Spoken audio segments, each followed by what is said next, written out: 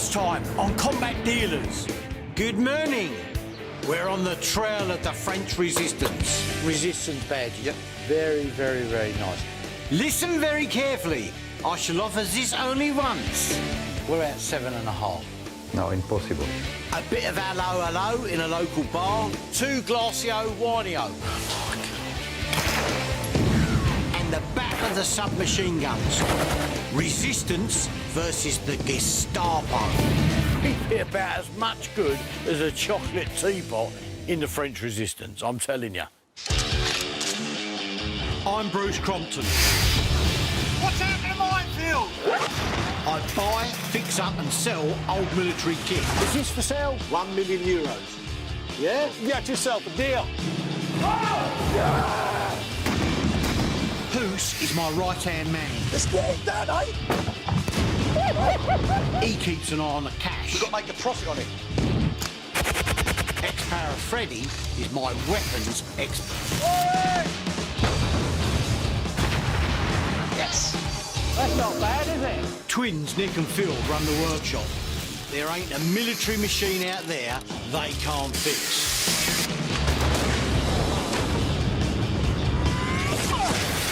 There are worse jobs. Yeah, that's what people keep saying.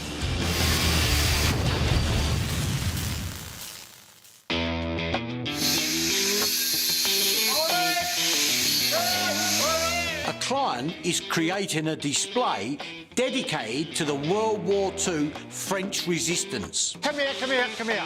The ordinary folk who fought the Nazi occupation. I've got this guy that wants French Resistance stuff. Yeah. I've now picked up a basket that they would have parachuted in. The buyer wants to have it all packed with the parachutes, all the harness, the rigging, everything on it. The client wants a parachute basket filled with all the things the RAF would have dropped to the Resistance. See what you could do with them. What? They're Sten guns, because Sten guns is what they would have dropped down there, right?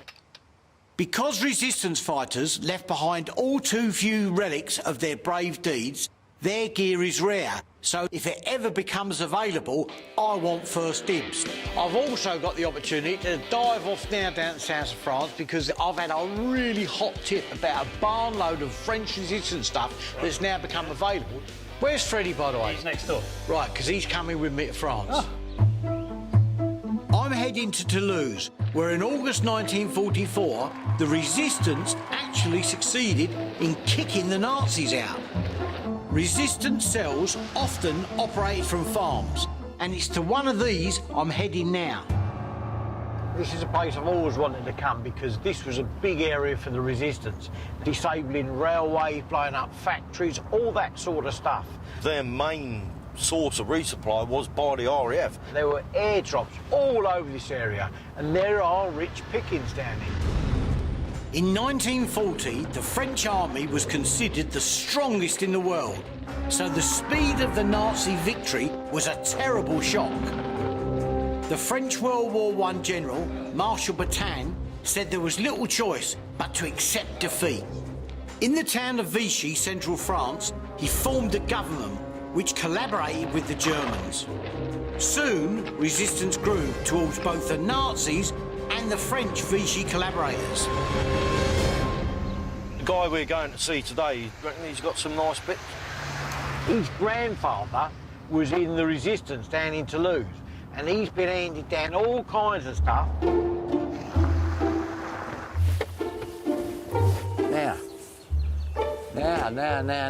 this is what we want. We're on time, but Kevin's late, so a pre-pick preview is always useful. Here, look, drop container. That's the sort of stuff we want. So this is what the Resistance would have got all their Yes, bits and the pieces? British dropped like thousands of those, full of ammunition, weapons, all kinds of stuff down there. That's in good nick and all. Listen, we better give him a shout. What's his name? Kevin. There you go, yeah. Bonjour, le Kevin. Kevin? Bonjour. Avez-vous? Yeah, look, this has got to be him. Is it? I don't know, what's him driving? Oh, yes, it's him, yeah. Bonjour, Kevin. Kevin, this is Freddie, sorry. Hello, nice to meet you, Freddie. very nice. I have some beer for you. Beer? Yeah. Oh, Is it never beer turn a o'clock beer down. already? French beer? French, yes, of course. Oh, lovely. Nice and cold. He can't Cheers, have Frank. one, he's driving. One of the joys of picking in rural France is the hospitality. Chin chin. Do you enjoy it? Very nice. God, that's lovely, lovely. I see the drop container. Yeah. Have you seen it? Well, Freddie went in, I told him not to. Yeah. You know, we saw it. Okay. And it's very interesting. I collect war items because my grandfather was a resistant. Resistance, yeah, yeah. And he died when I was 15 years old. Right. I have some picture of Oh, him. yeah, let's have a look at him. Yeah. He's here. Right. He engaged the resistance in 1943. When the Nazis took over, they stripped French industry of resources and forced factories to supply the German army. Then they introduced food rationing, causing serious malnutrition. But all this just made the resistance stronger, and by the war's end, over 500,000 ordinary folk had taken up arms against the Nazis. I have a clandestine radio, Right, handmade. It's a receptor right, using during the war right, by resistance to listen the BBC. right. Can I have a look? Yeah? Yeah, of course. You imagine what's been heard through them headphones. This is London calling. Every evening, a BBC announcer would say, "And now for some personal messages," followed by all kinds of weird phrases, like, "Romeo is kissing Juliet." These were coded messages to the resistance, but some were pure gibberish, designed to put the Germans off the scent. Before D-Day, they were actually playing Beethoven's Fifth, because the first four notes is Morse code for V, and the V was for victory. So you had da da da da. The night before D-Day, Allied High Command gave the BBC 200 messages to broadcast. Within just 24 hours, the resistance had carried out 1,000 acts of sabotage, crippling German communications and supply lines. What's the price for this? 100 euros. 50 euros. 50 euros. Okay. Yeah, 50 euros? Yeah. Well done, thank you very much. That's V for victory for me. Ah, yeah, look. Resistance badges, yeah? Yeah. These are original? Yes. Original. Nice. Very, very, very nice. FFI, yeah? Yeah. Fantastic. CFP. CFP, corps franc pommiers. This is exactly what I've come here to find. Resistance wasn't organised, at least not to begin with, but this had its advantages. When the Nazis captured and tortured resistance fighters, they only had limited knowledge of resistance activities. Later in the war, the resistance coordinated under the name of the French Forces of the Interior, or FFI, whose symbol would soon strike fear into collaborators and Nazis. And this obviously is an armband made up Made for the FFE of Toulouse. of Toulouse. Yes. Before I get too excited, is this for sale? Not all. Some. Some, yes. Okay, fine.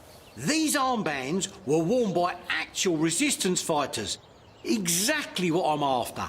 Well, the Toulouse one, Yeah. very interested in. Okay. One of the CFP, possible, Yes? and maybe that one as well. So, what would be your best price for these? It's 100 for each. 100 euros each. Yes. I'm very happy with that. Each of these armbands has a fascinating historical story to tell. Each is also a physical link to the brave souls who wore them. Yeah, look at that. It's a helmet, look.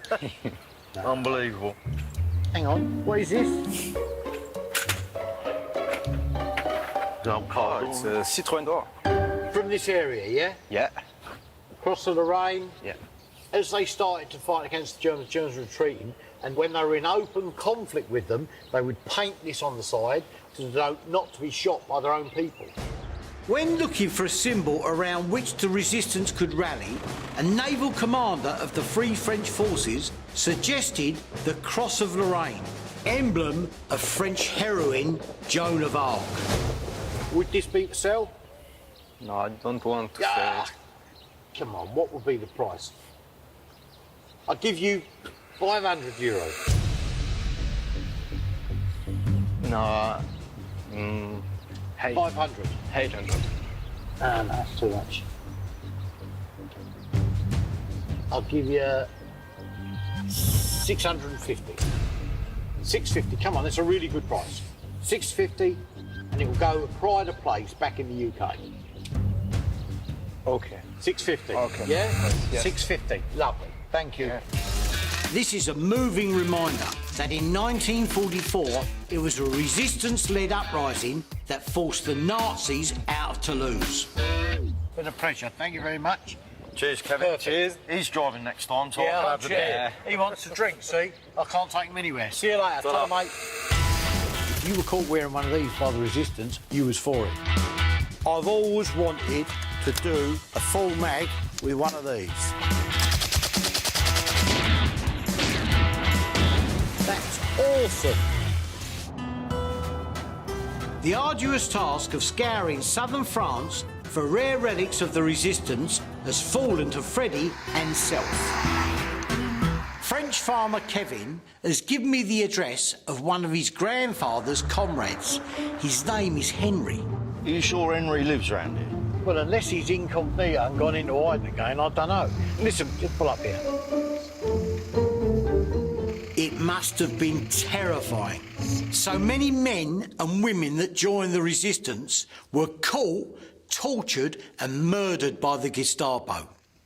In fact, the most active resistance members had an average life expectancy of just 7 months.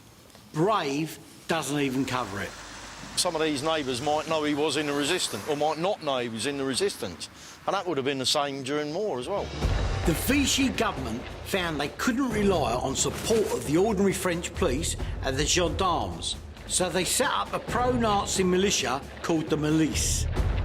And they hunted the resistance without mercy. Thankfully, Henry survived, but unfortunately doesn't speak English, so I've recruited the services of a young neighbour. Bruce Crompton. Hello, sir. Pleased to meet you. So, could I ask him when he first joined the resistance, in which year? J'y suis rentré au début 43, 1943. J'avais 17 ans. He joined in 1943 and he was 17 years old. Okay. On a fait du sabotage dans les usines, on faisait du sabotage surtout. They pretty much do all sabotage. General Eisenhower said the blowing up of railway lines, signal boxes, factories and fuel dumps by the resistance was the equivalent of having 15 Allied troop divisions in France prior to D-Day. At first, they were using a bomb from the quarry. They were Quarry, using bombs explosive. from Yeah, yes, the quarry. quarries, yes. But after that, they received plastic explosive from the UK. Right. Free French leader Charles de Gaulle was slow to realise the importance of the resistance. After all, resistance fighters were just ordinary people, shopkeepers, farmers, teachers.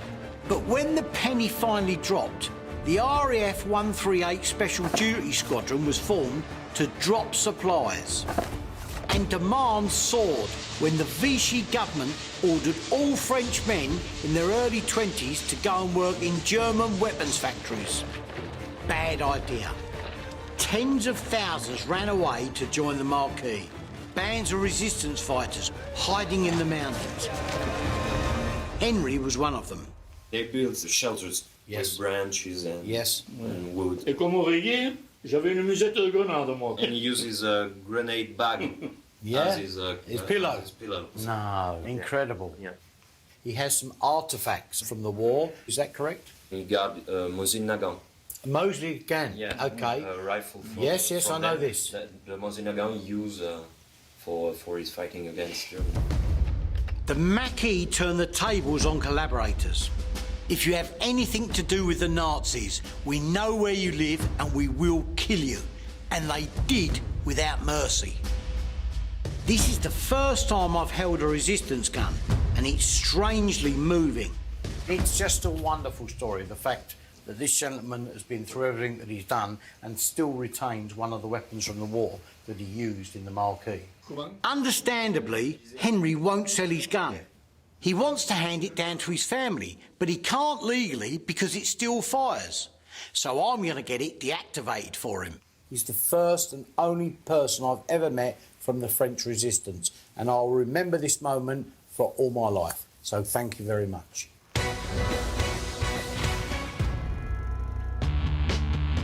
I've spoken to the local armourer in town, and he says he can deactivate Henry's rifle. The guy we're going to see, his name's Giles. Outside being a top armourer, he's a dealer in militaria. As the resistance was strong around here, I'm hoping that this bloke Giles might also have one or two things for me to buy. Now this is it, look, I mean... Mine, it don't go off. It's a drill one, look. That'll wake him up. Giles. Hello. Very nice to meet you, sir. Thank you. This is Freddie. Hi, Freddie. As I said on the phone, we have a resistance veteran, Henry. Ah, yeah, we've done rifle, yes. So your name came top as the best armourer in France to deactivate it. Yeah. So if you could help me with that, it would be help you, of course, fantastic. yeah. But also, we're here looking for items resistance. Mm-hmm. I will show you something very special. Thank you. Take a look at that. It's a German, an SS helmet, yeah? Yeah. But it was liberated from the Das Reich, taken by FTP, which was a communist resistance, and it was belonging to a Das Reich soldiers, this helmet. After bloody fighting on the Russian front, SS troops were sent here to rest. But the resistance made sure they didn't get much of that.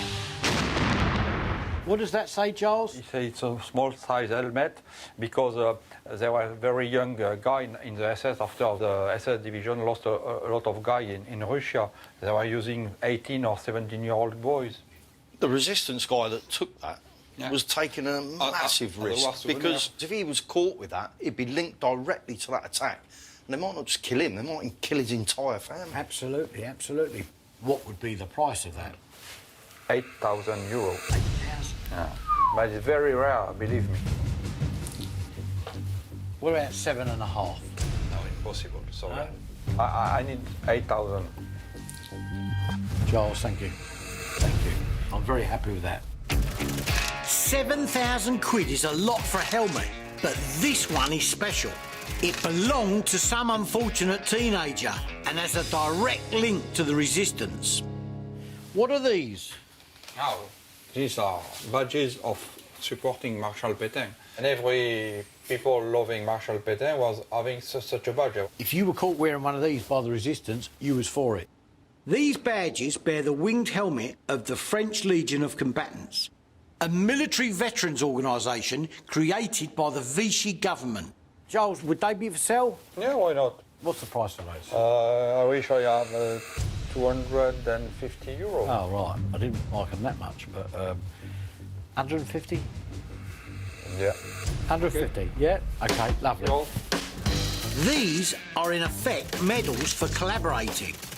Mention of Vichy still rouses strong emotions in France, so these too have a dark historic value. Well, Giles, it's been it was a real honour. Thank you. What I'd like to do is wait to hear from you when the gun is done, Okay, wonderful. and then we'll come back, but thank you.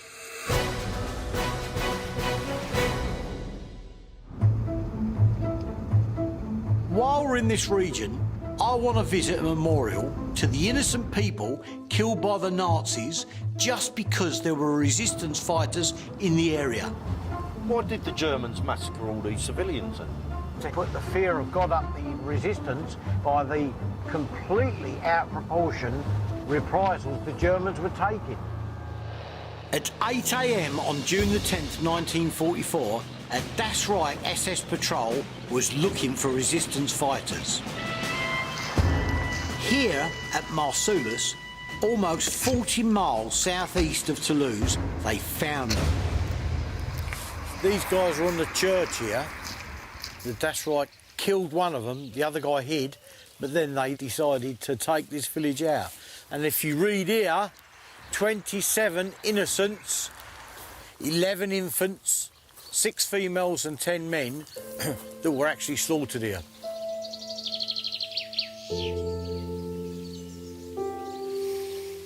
Very, very sad. The Germans were good at making enemies. You had all sorts in the resistance. You had women, school children, lots of Jews, and even Germans. But they weren't trained killers. To help coordinate them, the British sent in the Special Operations Executive, or SOE. One of them was Tommy, later Sir Tommy McPherson. He went in wearing a kilt, which by itself was enough to worry the Germans. Beneath the kilt, Tommy had kahunas of tungsten steel. Armed with just his whip and his manskirt, he managed to capture 23,000 German troops in one go. And all by bluffing, he had half an army round the next bend.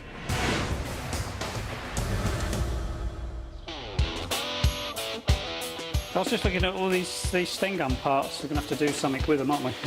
While Freddie and Mia are in France, the twins are back in Blighty, fixing up a Sten gun for a client's resistance parachute drop basket. It needs the stock, that goes back into his shoulder. Oh, right, yep. Bruce left us enough spare parts to put a single Sten gun together, but it's lacking a stock. So we'll have to make one. The actual stock part of it was just literally a piece of tubing. Simple enough, isn't it? Yeah, just a flat plate with 2 holes in it. Right. 4.5 million Sten guns were made during World War II, and thousands were dropped by parachute to the French resistance. But the Sten's tubular design and cheap manufacture also made it unreliable, so it had several nicknames. The kindest being the plumber's nightmare. But its simplicity also had its advantages. The French resistance were actually making them themselves towards the end of the war. About 5 hours it took to make one. Yeah? Only a few parts, yeah, amazing. And luckily, 2 blokes armed with a drill, a metal saw and a MIG welder can knock out a Sten stock in just under an hour. You can drill the holes. I'll take some off at the end of this, get rid of that rubbishy bit on the end. Yeah, sure.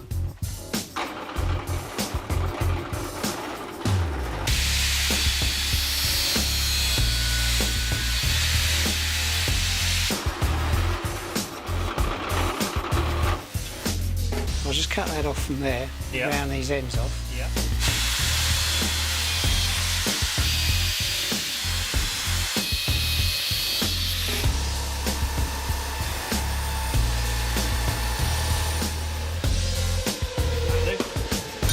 That's fairly even.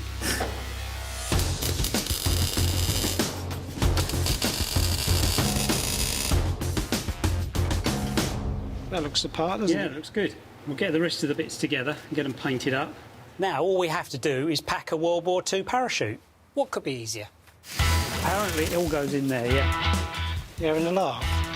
These people you definitely wouldn't leave your kids with while you go to bingo. You been in Toulouse before? Yes, once. I'm in southwest France on the trail of the French resistance. And in true Allo Allo style, our leads are taking us to a wine bar. Oh, excuse me, dear. Of which there's no shortage in Toulouse. But this one is special. Have a look round the corner. Well, don't look like there's much down here. The resistance were always meeting in bars. And this one, I've been told, is the local hangout for a collector I'm trying to track down, whose name is Fabrice. Nice drop of wine, that does. As this is his local, I'm hoping someone will know him.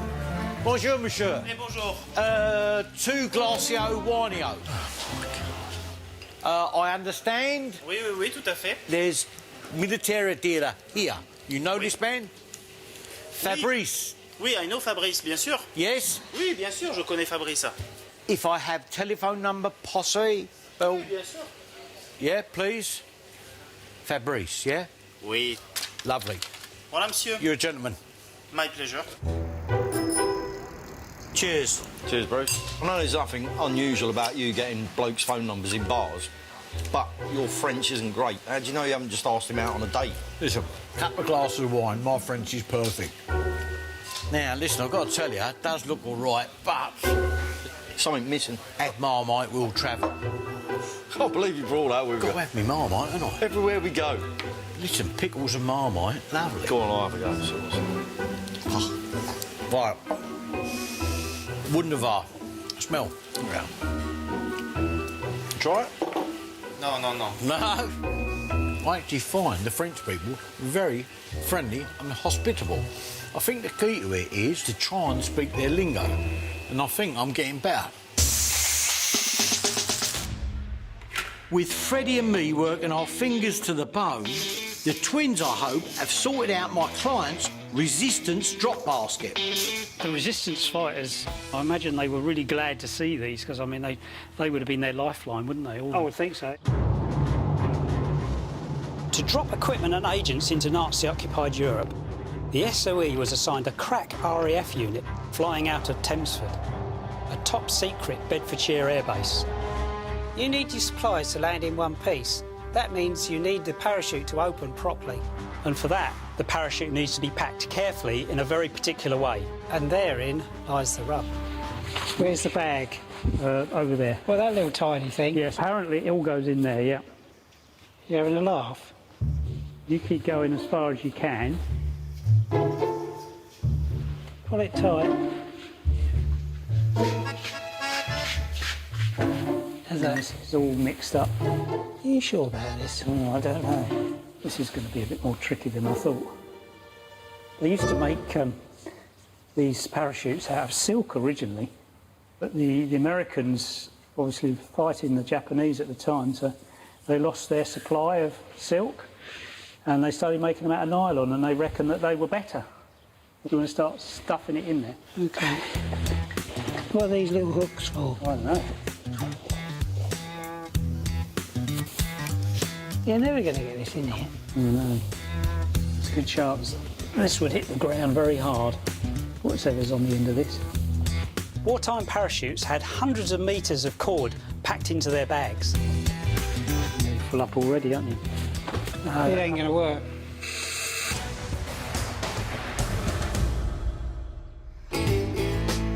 Is it a long way to this Fabrice's house? No, it's not far. I'm intrigued. Fabrice, I'm told, has lots of resistance-related uniforms. But of course, the resistance didn't wear uniforms, for obvious reasons. Sure it's the right place? Yeah, this is it. He said just knock on the window, I'll assume. Looks a bit deserted. Hello? Mr. Fabrice. Bruce, pleased to meet you, sir. Thank you very much. This is Freddie. Bonjour. Bonjour, welcome. As per le téléphonie, I come see resistance. Oui. Can we see? Allez-y, rentrez. Oh, yeah. Yeah, look. Cars, everything. Look. Resistance car? Oui, résiste, oui. Yeah? Yeah, look, there's loads in here, mate. I've never seen so many mannequins, I don't think. I'm used to seeing World War II uniforms, but not like these. Oh, here we go. Look, this is the stuff I'm after, right? Well, this guy looks like he's in the Navy, not resistance. No. He's got a Spurs badge, look. Oh, no. That ain't a Spurs badge. This is an official Vichy badge. Oh, right. But ironically, on the other sleeve, let me tell you, that is CFB. This guy must have switched sides to the CFB. That meets the brief we're after. Is possible this for sale? Non, c'est pas celui-ci, n'est pas à vendre. It's only when open fighting broke out that some resistance fighters wore uniforms, and then they had to cobble them together from whatever they could capture. Is that another Vichy one there? No, let me tell you, if I'm not mistaken... Hang on, look. Brigade North Africa. BNA, Brigade Nord-Africaine. Yeah. These people you definitely wouldn't leave your kids with while you go to bingo. Pre-war Paris gangster Henry Lafont was a leading member of the Carlang, aka the French Gestapo. Lafont recruited 300 French Muslims into the North African Brigade. which, in the name of the Gestapo, hunted Jews and fought the resistance, committing brutal massacres along the way. They were pursued vigorously after the war, and most of them were executed. So you can very much say what goes around comes around with these guys. Ready, look, FFI. Now that is a French cut material army jacket with a badge on. That's exactly what we're after. By 1944, as the resistance grew stronger, the various factions started to combine to form the French Forces of the Interior, or FFI. By October 1944, it had 400,000 fighters, but most wore civvies, so this uniform is rare. Quanta Costa? 500. Sensor, what's that? Sense 500, isn't it? Something like that. What about Catra 100? Catra 400. 450. 450. Bon, thank you very much. That's a fantastic price for a fantastic, original and rare resistance uniform. There's a load more stuff down here, but I think it's more military than resistance. No, it ain't, mate. There's posters here. Use your French to translate them. Movement de Libération Nationale. Something France resisted. In Lorraine. There's another one here, look. That is recruitment poster Recrutement des... for resistance. Oui. Putting one of these posters up would have got you killed. Oh, probably. yeah, you was proper in it. That is perfect. How much? 150. 150. Lovely. Thank you very much. Perfect, mate. The only thing is, when we take this, Fred, you're going to have to be right careful. That's really, really fragile. This poster reflects the courage of so many ordinary, decent French people. I could sell this in a flash, but there's no way I'm letting this go. More in here, Freddie. Have a look. Yeah, he looks a nice chap, doesn't he? Look, he's got a truncheon here. Look. It's like one of my old school teachers. Yeah, look. This is another Vichy guy, I believe, I would think. What's this here, then? Oh, yeah, look at them. If you've not seen these before... Yeah. What do you reckon? Toggle rope, isn't it? Not quite. Kiss your wrist. Look, do this. Right, tell me. So what they would do, you do that, right? And then, can you feel that? Yeah, I mean, if someone twisted that really hard... See, how bad's that? It's horrible. And that was quite gentle. Believe it or not, this little insignificant bit of chain was responsible for retaining people and pulling them along to be shot in front of firing squads. There are photographs on film of French resistance people being restrained with these. When the resistance got their hands on restraints like these, they used them on Vichy collaborator prisoners. Possible Purchiso? Oui. Yeah? Costa? 100. 100. 100. 100? Try it. Well, they ain't using it on me anymore. Thank you very much. Very good. Yeah, I'm pleased with that, yeah. I've got use for that when I get home. Nasty little things, these, but another fascinating reminder of the scary Vichy regime. Hi Ian, how's it going? Packing a massive wartime parachute into a tiny bag is like doing a giant puzzle. So we've called on an old mate, Ian Sanford, who is an ex-para. In theory, he should know how to pack a chute. You've got to put the rigging lines into the bag. Right. Yeah, and there's these little tools in here you can use to do that. So these hooks, you can pull them through. You see these loops? Yeah. That's what the rigging lines have got to go into. Okay. So that'll fold like that, and then we can pull this up. So if you just put your hand on there for me. Yep. And then I can put this through this loop. And pull it through. I should be able to pull this through here. During the war, these were packed normally by ladies because there was a designated parachute packing unit. 250,000 women served in the Women's Auxiliary Air Force in a myriad of important roles, including packing of parachutes. So look, the rim of the canopy is now on the bag. So how do you stuff it in there then? Great difficulty.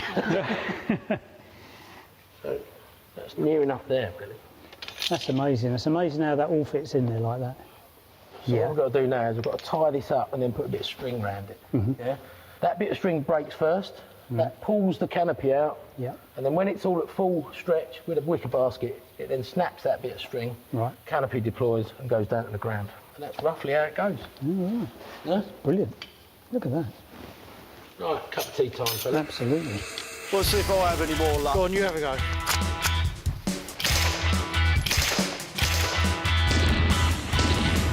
How did that go? God, incredible. Again, like me, you hit nothing.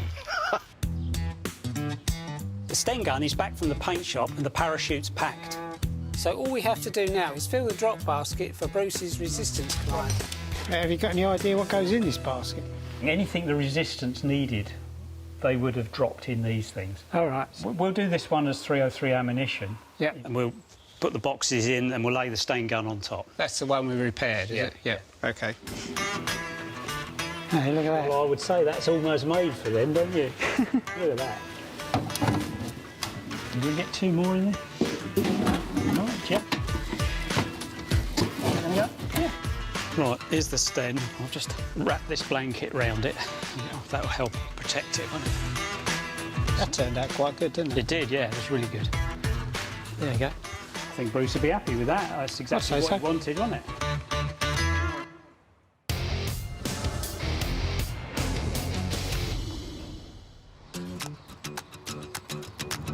Before we head home from France, Freddie and me are meeting Giles, the armourer, as he's deactivated the rifle of Henry, my new resistance veteran friend. I've asked Giles to bring some of his resistance weapons as I'm keen to do a deal. And he says if we head down to the woods today, we're sure of a big surprise. Good morning, Giles. Is that the Mosley Nagant? Henry Mosley Nagant. Is all deactivated now? It's deactivated. That's fantastic, mate. He'll be very, very happy with that. I'm well pleased to get Henry's rifle deactivated so he can pass it on to his family. And I'm also excited to see Giles's Sten guns. The twins are fixing one back home, but that's never left England. Giles tells me his can be traced all the way back to the resistance. Stens, can I have a look? Of course. I mean, obviously, these were part of the resistance. And Very important part. These were dropped by their thousands down here, and this area All must there. be awash. All over here, yeah. At the start of the war, Britain was spending a whopping $200 a pop on imported American submachine guns. So it started mass-producing Stens as they were a lot cheaper. This is a light automatic which can eventually be manufactured at a cost of under £2. Resistance fighters liked the Sten because it was lightweight and, crucially, it could be quickly concealed. Do you know how to strip them down? I want to see if Freddie could cut the mustard as a resistance fighter. That's the bottle. Freddie's an expert. He knows his guns, no question about him. Perfect. Do you have any spare for sale, possibly? Yes, of course, yes. What would be the price of 5? €500 each. 500? Yeah. 500. Right, 400 for you. €400 each. I'll take them. Stens are always in high demand, and buying 5 with the direct link to the resistance at trade prices means surefire profit. Giles also has the Sten's German competition. This is an MP28, the German machine pistol. Beautifully made and expensive. The SS Gestapo used these. The Sten gun was loosely based on the design of the MP28, but they were very different. If the MP28 was a car, it would be a Rolls-Royce, and the Sten would be a cheap and cheerful Model T Ford. Beautiful weapon, very deadly, but too expensive to make. So it'd be great to do a comparison if we could fire these. Compare the two. Why not? Let's have a go. We take them over. Let's see. So which gun is best? The cheap and cheerful resistance Sten or the expensive Gestapo MP28? I've always wanted to do a full mag with one of these.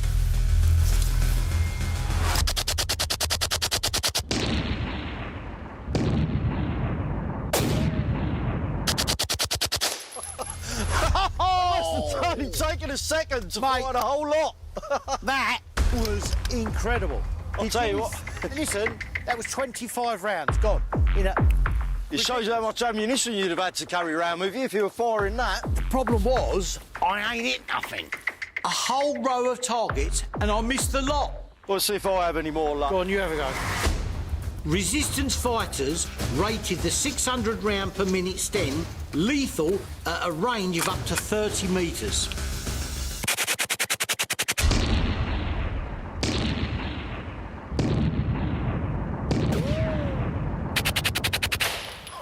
Where did that go? Gone. Incredible. Again, like me, you hit nothing.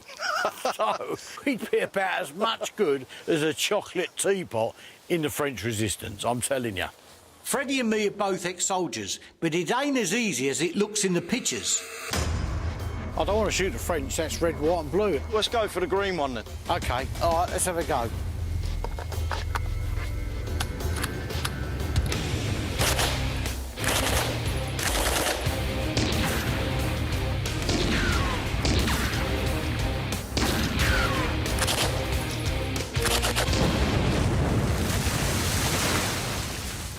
That's awesome.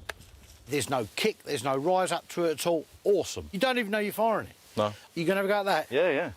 Freddie knows how to strip a Sten down. But can he hit the proverbial barn door second time around?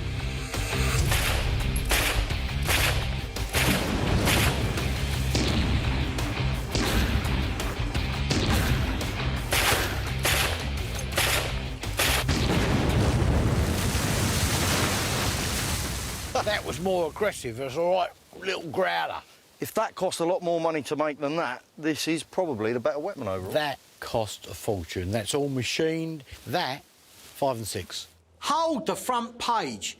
England's only gone and beat Germany in a shootout. Oh, there you go. And like a true Frenchman, Giles has bought champagne to celebrate our new business relationship. Giles, cheers, and here's to many, many years of good business and good companionship. Cheers, and thank you very much.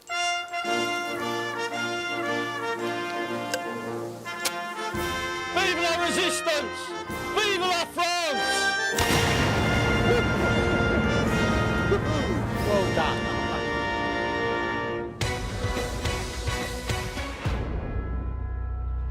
What a week I've had.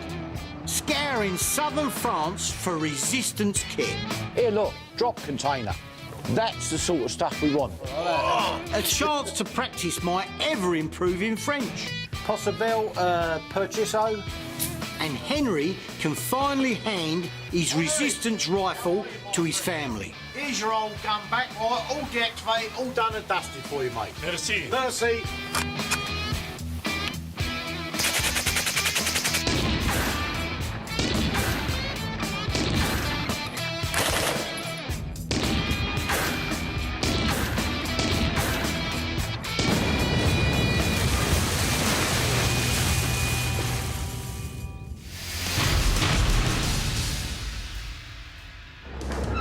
Oh, wow, look at that! This time on Combat Dealers. I'm too old with this. Freddie and I go on a World War I shopping spree.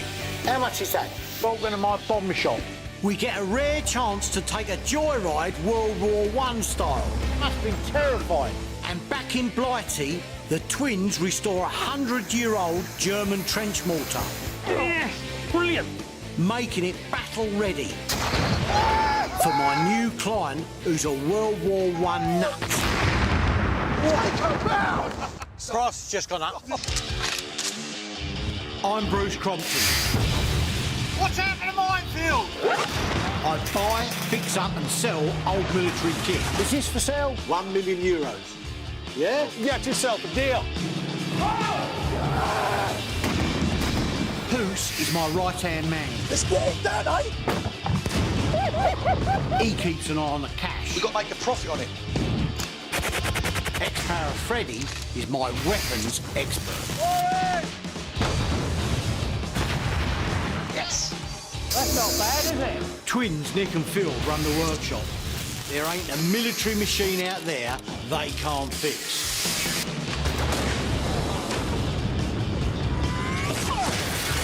are worse jobs. Yeah, that's what people keep saying.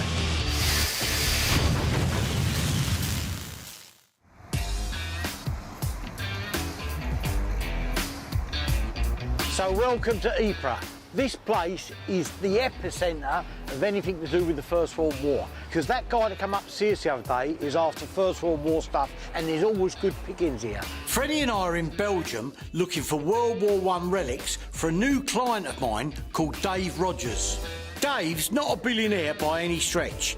He's an ordinary fella with a thirst for history, and he saves up whatever he can to indulge his passion for World War I weaponry. But 100 years on from this terrible conflict, authentic relics are harder to find than they once were, even here in Belgium. This place was never given up by the British to the Germans, and these people have never forgotten the sacrifice that our forefathers made to keep this place in Belgium hands. Before the war, Europe was still run by the old imperial families, all itching to expand their empires and more than willing to sacrifice their people to do it. Germany was the most warlike and aggressive, and after declaring war on France in August 1914, the Germans demanded free passage for its troops through Belgium, because that would allow their army the quickest and most efficient route to Paris. But when neutral Belgium refused, Germany piled into the country anyway, and Britain leapt to Belgium's defence. After 2 months of fighting, the Germans end up facing the Belgians, British and the French at the town of Ypres, just 10 miles from the French border. The conflict that follows will be long, muddy and bloody, a new kind of trench warfare. The guy we're going to see, is he from around this area? Yeah, and he's a local lad but lives on a farm. Now, he's a big metal detectorist and he's dug up so much stuff. We're heading just outside Ypres to meet a contact called Sten. With his farm right in the middle of the Ypres battlefields, anything I buy from Sten will have the provenance that World War I buff Dave will love. Yeah, this is it. Just pull up here, we go and find them. Where's the front door then? Try around here. Hello? Freddie? Here, listen, somebody over here. Must be in a tractor or something. Look. Oh, wow, look at that. Listen, I ain't even close and I want one. That's a First World War tank. Fantastic. That was cutting-edge technology. That's incredible, isn't it? Stern, unbelievable. Hello, Bruce. Pleased to meet you. This is Freddie. Absolutely fantastic. I didn't expect to see anything like this. It's a Mark IV replica tank. Because his farm lays on a battlefield, over the years, Sten's found various original pieces of tank beneath the mud, and he's built himself this. I could count running British World War I tanks on one hand, so this could easily fetch a six-figure sum. Any chance we get in and have a ride? Yeah, of course. Follow me. Yeah. OK. Oh, that'll be fun. Ready? Oh, no, hold it. Freddie, push me backside. Cover me, mate. There, oh, there. Oh, right. Struth, people were a lot nimbler 100 years ago. The first tanks were British and mounted with at least 3 machine guns per vehicle. You can imagine how terrifying it must have been to see one of these for the first time, emerging through the smoke like some sort of mechanical monster.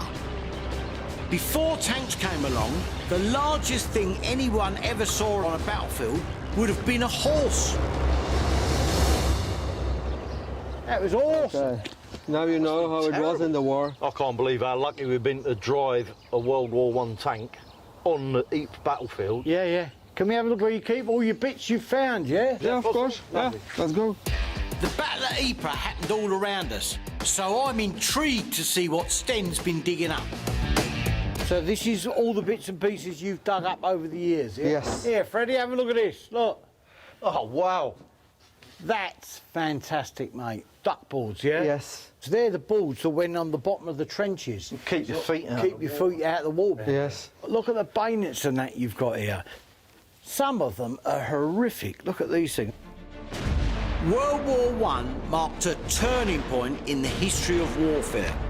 Although battle had been mechanised by the development of tanks, machine guns and heavy artillery, in some respects, fighting had changed little since the Napoleonic Wars a century earlier. Most ordinary troops were still expected to charge across no man's land to fight the enemy at close quarters. If by some miracle you made it, you were expected to butcher the men you met with bullets, trench clubs and running them through with bayonets like these. Here, look at this, Freddie. That is an HP sauce bowl. Brown sauce. And the soil is still on it. I suppose with bland army rations, you needed something to spice it up a little bit. While the officers behind the front lines were tucking into their hampers from Fortnum's, the Tommies in the trenches were fed bully beef, hard biscuits and pea soup, with an occasional bit of meat from a dead horse. A dollop of HP would have been a perfect way to liven up your dinner in the trenches. Can I buy one of these? Possible? I'd just like one as a memento, yeah? For 25? 25 euro? Yeah. No problem. Thank you very much. I really like that. Houses of Parliament sent from Blighty to the trenches, but now at last, this HP is coming home. I see here you've got, these are one of the famous masks that the tankers wore inside. You try that on. Have a look, see if you can see through that. Oh, weird looking, isn't it? It is, isn't it? Unbelievable. But you've got to understand how horrendous it was in those tanks. Although most bullets would ricochet off the armour of the tank, the impact could cause fragments of metal to fly off on the inside. This shrapnel could take your eyes out, so to stop crews being permanently blinded, these things were invented. You can breathe and talk through that, can't you? Yeah, I can breathe fine, yeah. You can't see very well. No. Sten wants to keep the mask with the tank, which I totally understand, so no sell. Look, there's one of my favourite bits. It's the old Mills grenade. Look, do you find many of these here? Yeah, you find them everywhere here on the field. When Sten finds live munitions on his farm, the Belgian army come along, deactivate it and let him keep it. The reason they look like a pineapple is not so it makes it look pretty. It gives you a bit of a better grip, but also when it explodes, all these little segments become individual pieces of shrapnel. These things, although they would kill you, they're actually designed to maim you. World War I generals calculated that injured men used up many more resources than dead men because they needed to be fed, transported and cared for. So they deliberately set out to maim enemy soldiers rather than kill them outright. And these are the men that considered themselves the most civilised on Earth. Would that be for sale? I don't know, Bruce. 30 euro? All right, why not? Lovely, I'm really pleased there. 30 euros for a wonderful, if grisly, piece of history. A perfect piece to expand Dave's fledgling World War I collection. Look, I've got something else for you. It's something really special. Oh, let's have a look. Follow you, yeah, Okay. Lovely. Listen, I'm intrigued. Every room I get in, there's something new. Yeah. Well, this is really special. So what have you got in here? That's a rum jar. That's a rum jar, yeah. This is a very rare one because it's full. No. There's still something in it. So. Still got rum in it from the war? Yeah, 100 years old. I can smell that from here. Is it still drinkable? Yeah, of course. You want to have a try? He does. Take paint off with that. Yes. There you go. Come on. What are you going to do with that? Well, get you to try it. Yeah. No, I can't. Come on. That's rank. Go on, try it. Right. What is it made of? It's 80%. They used to dilute it. I forgot to tell you that. Right? Oh, Christ. So, honestly, this sustained our troops. A couple of glasses of that, you take on the whole German army with you. That's fantastic. Have you got any more of that? Like this one is a special one. Right. It's full. It's full and it's sealed with candle wax. So that's actually never been opened in 100 years or so? No. Could I buy this? I'd love to have one of these. It's quite expensive. How much is expensive? it's very, very rare. Right. The cost of that is more than 2,000 euros. 2,000 euros for a bottle of rum? Yeah, of course, yeah. I mean, it's nice, but I mean, I'll go with 1,000 euros. 1,000 euros for an open bottle. 1,700. That's still a lot of money. My wife will kill me for buying a bottle of rum at 1,700. I'll give you 1,500 euros. That's a good price. 1,500. Okay. Thanks. It's a deal. Lovely. All right. We're going to have a square up. Over £1,000 might seem rich for a bottle of rum, but this is a direct historical link to the poor souls who man the trenches. If Dave doesn't want it, I'm happy to keep it. What is the price? 15,000? No, more. I'd like to do a deal on this straight away. Well, I suppose we better have a look at this Minenwerfer then. God, there, that's solid. Freddie and I are in Ypres, Belgium, hunting for World War I weaponry for a client. Dave works for Royal Mail, but in his spare time he likes to spend big indulging in his passion for World War I weaponry. So back home, my wife Sue's been on the hunt for high-value items, and she's hit the jackpot. Minenwerfer? What, complete? Wheels, everything? A Minenwerfer is a World War I horse-drawn German trench mortar. There's so few of these left, I can count ones in the UK on one hand. This is a big-ticket item that Dave will want, but it probably won't come cheap. Sue's found a Minenwerfer. They're never complete. This one's complete. I'm going to go straight there now and see if we can crack a deal. The mortar is just across the border in France, and it's being sold by an antique dealer called Gerard. Bonjour, Monsieur Gerard. Hello, Bruce. Bonjour. How are you? Bonjour. Good? How are you? Yes. Very fine. Thank you for seeing us. We go see the cannon. Fantastic. Minenwerfer. These things are so sought after, I want to act quick, but there's no way we're getting this into the car. So I've asked Sue to get my old paramate, Ian, to come and meet us here with a van. That's a big old lump of steel, right? Now, that's better than I thought, I've got to be honest here. That's really nice, very, very nice. Minenwerfer means mine projector. An explosion in the base of the barrel hurls rounds 800 metres, easily raining down shrapnel and gas on Allied trenches. Warfare changed inventions like this artillery. Hundreds of people killed by the pull of just one trigger.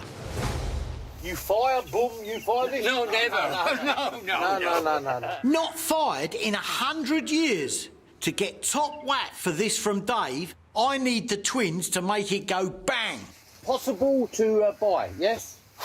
If you want. What is the price? I would like 15,000 euros. 15,000? Yeah, 15,000. Yeah. Love the Minenwerfer, hate the price. It's a bit more than I wanted to pay. It needs work and it's got to be got back to England. I think maybe 8,000. No. No? No. It's a good price. Very good For you, not for me. Yeah. Okay. Best price, 10,000. Yes? 10,000.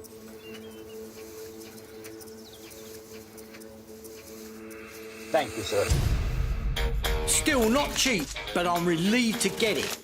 Dave is arriving in a week to see what I've got for him, so I need to get this back now. But first, I need to get it into the back of Ian's van. This thing weighs half a tonne. I mean literally half a tonne. So Gerard's called in some help from his neighbours. We could lift that in, there's enough of it. These were designed not to be lifted, but pulled. Pulled by horses, not men. 3, 2, 1. There'll be a few World War I hernias in a minute. Time for a rethink. Truck goes down here. Mate, that's the way to do it. The only way to move this thing is going to be with gravity.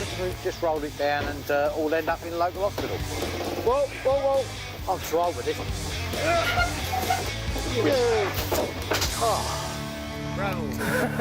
This beauty will head across the channel overnight. The twins have got just a few days to get it ready for Dave's visit.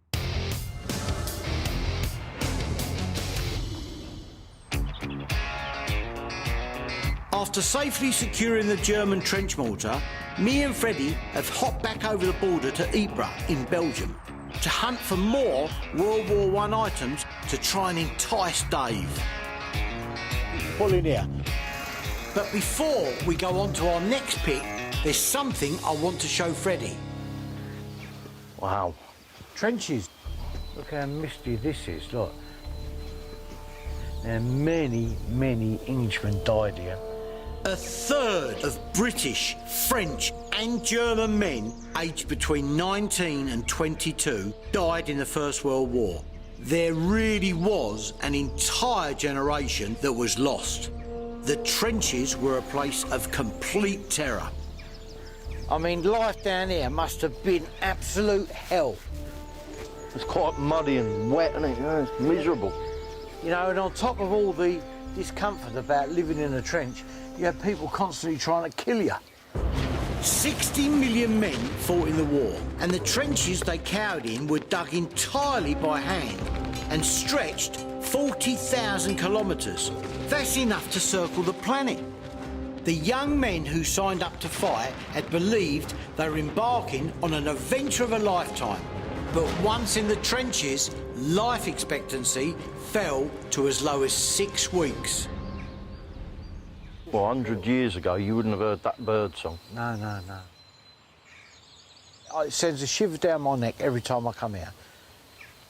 I do feel that we owe these people a debt that can never be repaid.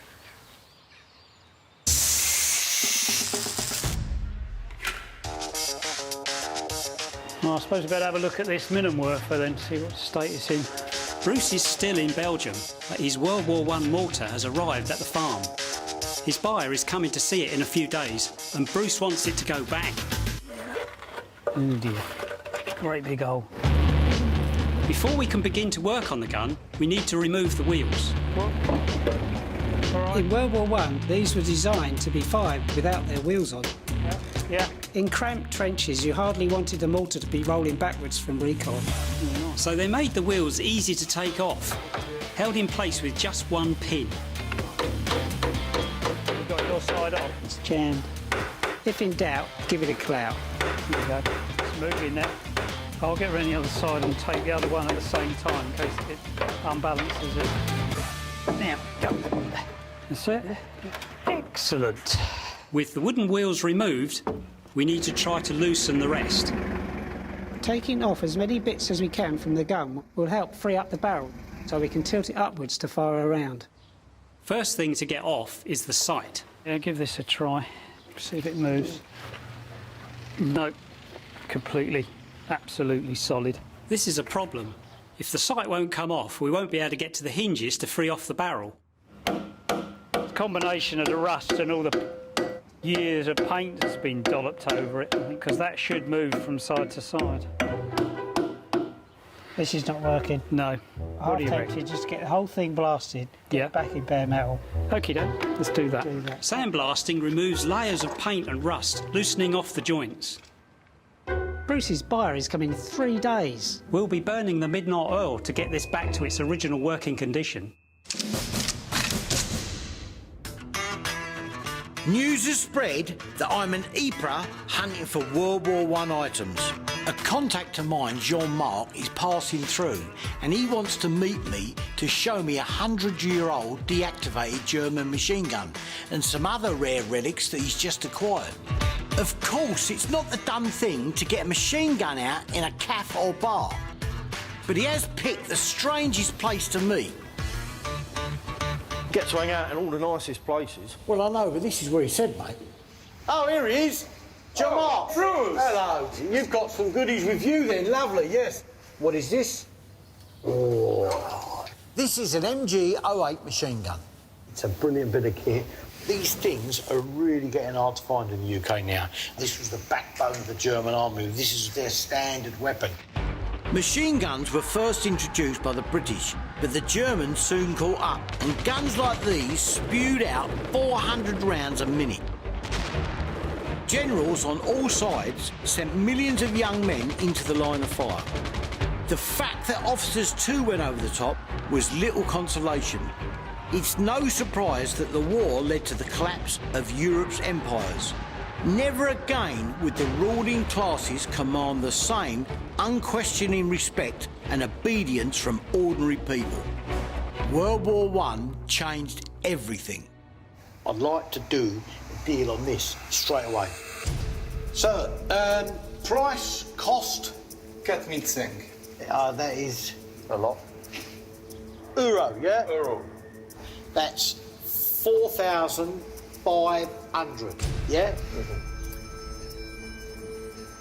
Right, it's a good price, I've got to tell you, but I've got to get it cheaper. Let's try them at like 3,800. Can you say 3,800? 3,800. In French. No. Well, neither can I, so let's go with this then. 4,000 euros. 4,000.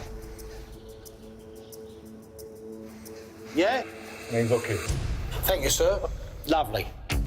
This machine gun will never work again, but its value as a historical artefact will grow as it's one of the guns that changed warfare. Good old Jean-Marc's coming up trumps. What else you got? That's like a little game. It's called the Silver Bullet. It's British. And what it is, look, you chuck the ball bearing up there, and then you've got to get the ball bearing all through these towns, Cologne, Dresden, Hanover, and you've got to end up in Berlin. I like this type of thing. It's interesting. You know how much time he spent sitting around in the army. It's the sort of thing that was probably used by Tommy and left out here. To take their minds off the terror of life in the trenches, soldiers occupied themselves with art, poetry and games like this. How much is that, Costa? 18. 18 euros. I ain't gonna muck about with that one. Thank you, sir. Very happy with that. I've never seen a game like this before, and when Freddie's scintillating conversation dries up, it's something to while away the time on the journey home. There she goes. There she goes. Yes, look at that. Brilliant. But they're not cheap, are they? That one is 600 quid. Freddie and I are in Ypres, Belgium, buying items for a World War I weapons collector. He's got the best part of 20 grand to spend, and he's due at the farm in 2 days' time. Before we head back to Blighty, we're being given the opportunity to pay our respects to the brave men that fought here 100 years ago. And as a veteran himself, who is rightfully proud of his service, Freddie is wearing his medals. Look at that, the Menin Gate. I've got to be honest with you, mate, this for me is something very special. This commemorates the guys that have got no known grave, that they never found. Of the hundreds of thousands who died here, many were never properly buried, as they couldn't be identified. The names of 54,000 missing soldiers are remembered here.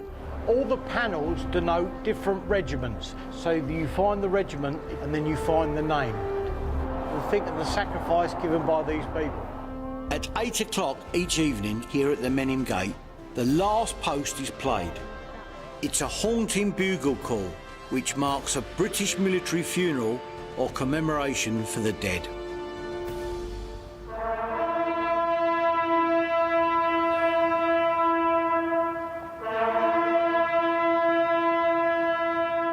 I know what the last post means to Freddie, who remembers comrades he lost in Afghanistan. As part of the service, Freddie has been asked to read the Ode to Remembrance, a poem written in September 1914 to honour the tens of thousands of soldiers that had been killed in the first 6 weeks of the war. They shall not grow old, as we that are left grow old. The First World War was a devastating loss of life, a generation wiped out for king and country. With their deaths, there was heroism and bravery at a level we can't begin to imagine. At the going down of the sun and in the morning, we will remember them.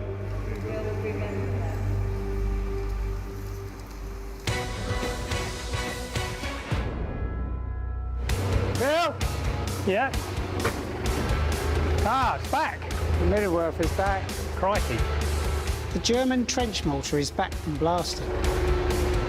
Luckily, they did a rush job overnight. What do you want about there? Yeah, some of there do. Good. I mean, everything's got to work. It's an artillery piece at the end of the day. I mean, at the moment, it's pointing at the ground, which isn't so good for a mortar, is it, really? Not really, no. The most important part of any gun is the barrel, and it's completely jammed. With Bruce's buyer coming in a few days, we need to get this barrel moving. Otherwise, it'll be firing at the floor. So we'll free off these pivots first. We're going to have to get some heat into these somehow and see if it'll move. Yeah. This blowtorch burns at 3,500 degrees centigrade, so it should get the barrel moving. Heat expands the metal, then quickly cooling it causes it to suddenly contract again, which forces movement into the joints. And get it nice and cool, it'll be all right. All right, let's give it a go. It's strangely satisfying freeing up a joint. At least it is when it works. That's really solid, that is. Time for a rethink. To have a real go at this barrel, we need to strip off everything in the way. And that means prizing off this sight. In theory, when this is undone, it should pull it off. The whole sight bit, yeah? The sight is connected to the barrel. We need to remove it to get to the joint between the barrel and the frame. Yeah, it's moving. Keep going. Keep going. That's undone now. Oh, well. Look at that. With the sight removed, we turn to the big boy. A 10-ton hydraulic ram. And try again now, yeah. It can lift the weight of 5 cars. If anything can break through the rust and get the barrel moving again, this can. There she goes. There she goes. It's working already. That's moving quite easily, isn't it? Well, easily with a 10-ton press behind it, anyway. We'll get some more lubrication in there. Oiling the joints reduces the friction, making it easier to rotate. Ready? Ready? Yes! Look at that! Brilliant! Thank the World War I gods. It moves. A few other bits, yeah. A few other odds and ends. And coat paint. Round the paint, yeah. Brilliant.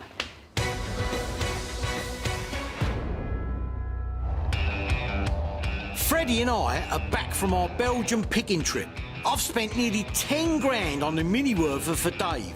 To make sure I get top dollar, I'm in central London looking for some original rounds to go with it. We're going to meet this new contact we've got, Adrian, and he specialises in munitions. At the tender age of 7, Adrian was scouring battlefields for relics with his dad. These days, he's a walking First World War encyclopedia. It may be 100 years ago, but Adrian is doing his bit to make sure the poor souls who fought and died there won't be forgotten. It is? Yeah. Oh. Adrian, my man, how the devil are you? All right? How are you, Bruce? Cheers, mate. It's Freddie. Nice to meet you, Adrian. Come on, then, let's see what you got. Yeah, go on. He stores his stuff in a lockup. Luckily for the neighbours, it's all decommissioned and totally safe. Ah, Dick, I have a That look was at the it. last thing I expected to see in here. Look at that. Well, you'd never think you're in central London and it's like a bomb shop, isn't it? I walk into my bomb shop. Pack 5-centimetre boxes MP4. Yeah, you have got a lot of bits and pieces. But we're here for these babies. They're the Miniwerfer shells, yeah? That's correct. What different rounds are there here? So you've got an incendiary, in original paint and original finish. Right. And the one with holes, that's a smoker used for practice, essentially. A mortar is basically a very strong, heavy tube. It fires any type of round as long as it fits in the barrel. Looking at those, I'm going to say, how much are they? I bet they're not cheap, are they? They're not cheap because they're obviously not very common. That one is 600 quid because it's all original paint, original stencils, and you don't really often get them like that. Right. The repaints, I need 400 quid a piece for. 400 quid. 400 plus 600. That's 2,200. I can't be taking them at that sort of price. What about if I said 250 each for these and 500 for that? I'm happy with the 500 for that one. On D's, I need 300 quid each and we have a deal. That's 1,700 quid for the lot. Oh, I can live with that. Lovely. The rounds will go perfectly in my mini Werfer bundle for Dave. I hope he likes it, otherwise there'll be a large mortar-shaped hole in my wallet. You got Stokes mortars here, yeah? Cannonballs, where'd they come from? Portsmouth, from the harbour when they were dredging. No. Yeah. I've noticed you've got a Levins mortar there as well. I do, and there is a base for it. Yeah, pull that out. There you go, mate. This is British. That's correct. And they would fire gas. Terrible things. It just looks like a gas cylinder. It is. That's the tube. That fits in there. And there are huge banks of them. Poison gas was first used by the Germans, who introduced it at Ypres. It was effective enough that the Allies quickly developed their own gas shells, launched at the enemy from mortars like this Livins. Almost 1.5 million men were gassed during World War I. And even by the cruel, murderous standards of the day, gas was considered beyond the pale. Is this one for sale? It is, absolutely. How much that? I need 400 quid for it. How much? 400 quid. Honestly, I've got to be honest here, the most I've paid for them in the past is 150 quid. I mean, this one's not in bad nick. I'll give you 200 quid for it. You know what, 230, and I can do it. Adrian may be new blood, but he haggles like an old pro. Right, 230, something else to carry. Lovely. It's another cracking World War I mortar. Whilst the twins are busy with the mini Werfer, Freddie can get this thing painted up so I can try flogging it to Weapons Mad Dave. Can I leave you to organise these rounds? Can you see how much you bought? Yeah, well, I'll be back in a minute. Here you go, Freddie. Cheers. Right, I've got some coloured pens here and a notepad. Let's have a quick scribble. Blasting has removed all the old paint from the mortar, so we need to get it repainted for Dave's visit. But the mortar would have been camouflaged with a very specific paint design. These colours are nowhere near correct, but it'll give us an idea of what we're going to do. For centuries, soldiers were dressed in bright, visible colours to intimidate the enemy. But as weapon technology advanced, this didn't seem such a good idea. By World War I, the army was even hiring artists to devise the best possible camouflage patterns. This black line is sort of key to the whole thing. Right. That's what makes it different, I think, to the Second World War. We're going to paint the Minenwerfer in a 3-colour Great War camouflage design. And then you get the colours in. You know, we put green in there, and the yellow ochre colour, and that one maybe. And then the brown will go in these areas here. This may look a bit 1970s retro, but the sharp contrast of the garish colours broke up the outline of the object it was trying to disguise. During the Great War, soldiers would use the colours that matched the ground they were fighting on. So we're painting ours the Ypres colours. Brown for the endless mud, and the other colours for the patches of vegetation. You happy with that? Yeah. OK, let's go with that then, shall we? All right. Now, I've got a problem here. Why ain't it camouflage? We're going to try and hit that bunker over there. We get on, Hoops. Right.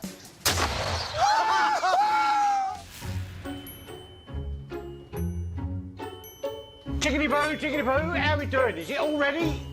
Panic! My buyer Dave is on his way, but a day earlier than planned, and he's keen to see the new Minenwerfer fire. So I'm praying the twins have done their bit. Why ain't it camouflaged? Run out of time, basically.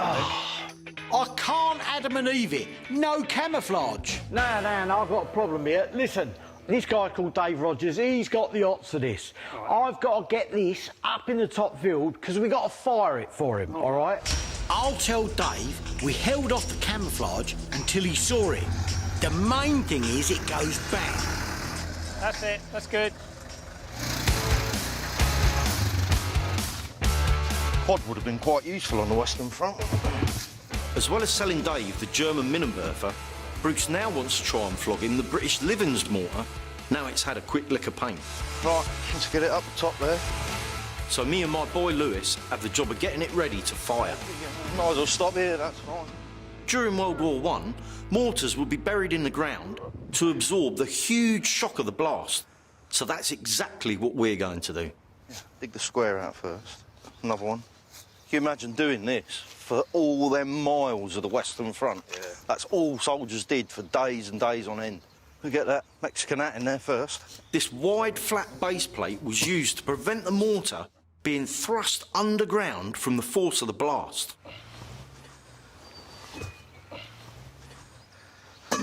Look at that, it looks so much better painted up, doesn't it? Yeah. Once we got it dug in here and making it look remotely like it did during the war, I'm sure Bruce's buyer will be well impressed. In the trenches, you sometimes got as many as 20 of these mortars packed in a line to fire at once. No wonder so many soldiers lost their hearing. Well, there she is up there, look. Oh, fantastic. My World War I weapons buyer, Dave, has arrived to inspect the goods. So I've got Hoos manning the Miniwerfer and Freddie on the Livens. And I'm praying they put on a good show for him. Have you ever seen one of these? I've seen him in a book, but not in the flesh. It's a Levens mortar, a British Levens mortar.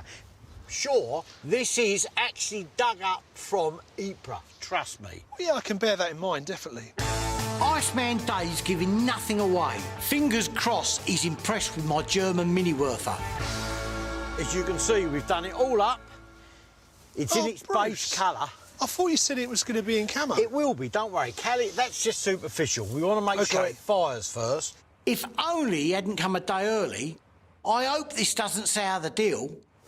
I'm sure once it's fired, you're going to want it. This is the best one we've had. I must Absolutely the best one.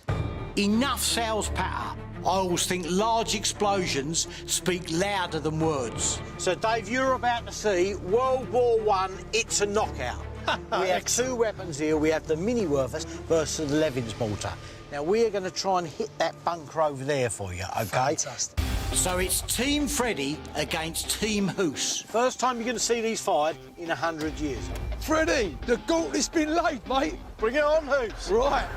I've had an armourer mate of mine rig up some explosive rounds. Right, first with a Levens mortar. Right, Lewis, let's get that loaded up. The Livens had a range of nearly a mile, and because it could deliver a high concentration of gas over a small area, it was frighteningly effective. Fingers crossed. You ready? Ready as I'll ever be. 3, 2, 1.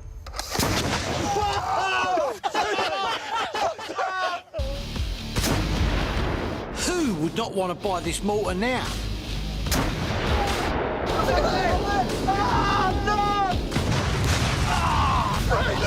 Mate, they're so close! Come and you missed, mate! It's over there! Freddie's missed the bunker, but the Livens wasn't known for his accuracy. If I'd have had 20 of them, that would have been a sure thing. What the hell is that? Wow. Bruce, you've definitely got a deal on that now. Dave, I told you, I knew you were going to want that. Wow, that was impressive. Bingo! He loves the Livens, but now for the star attraction, the rare German Miniwerfer. Over to the Mad Turk and the twins. Come on, right, we're loading. Right, nice and easy, mate. Okay. Yeah, I've got it. Come on, Hoos, we've got all day. I'm ready now. Right. Freddie, watch and learn, bruv. Watch and learn. All right. Let's back off a bit, just in case. Yeah. Unlike the Livens, the German Miniwerfer is fired using a pull cord. Right. 3, 2, 1. Oh, look at that way! Now there's a bit of living history. A blood-curdling bang that hasn't been heard for a century. Hold up! Oh, no way! Who's that? Isn't even in the postcode! You've fallen short. You told me you definitely hit that target. Hold up! One more go! I'm on it. I know exactly where it's got to go now. Go! Yeah! Bit more! Hang on a minute, you wouldn't better wheel that about in the trenches. In the trenches, you would use the hand wheels on the side to aim the barrel. One more. Hoos hasn't got a clue. Get it spot on. I'm bang on it now, look. Not only is it possible to aim the Miniwerfer, its barrel is rifled, which means the round spins through the air, giving it greater accuracy. Right, ready? He's using the same rounds as the Livens, but with the Miniwerfer, it should, in theory, be easier to hit the target. 3, 2, 1! Whoa!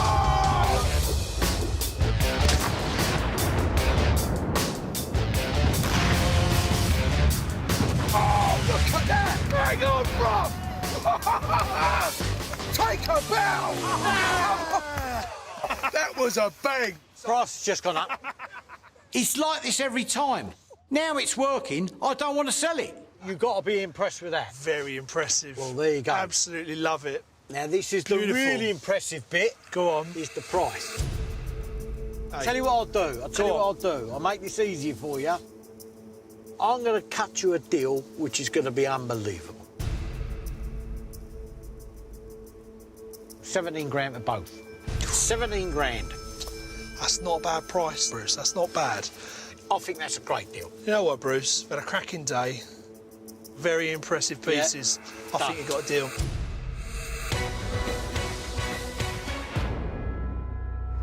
What a week I've had. Miniwerfer. A moving and memorable relic hunt for World War I weapons buyer Dave. Sir, price, cost? Making 100-year-old mortars go bang. With a 7 grand profit. And the Miniwerfer has finally been painted for Dave.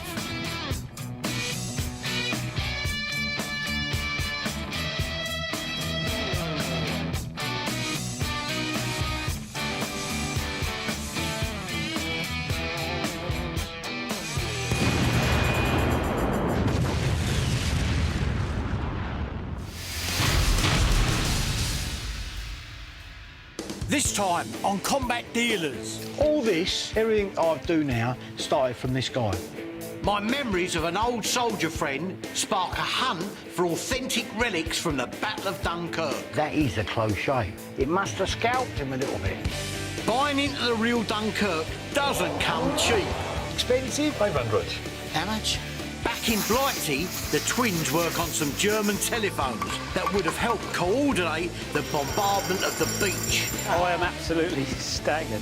And I hit the high seas with Sue in the last surviving Dunkirk torpedo boat.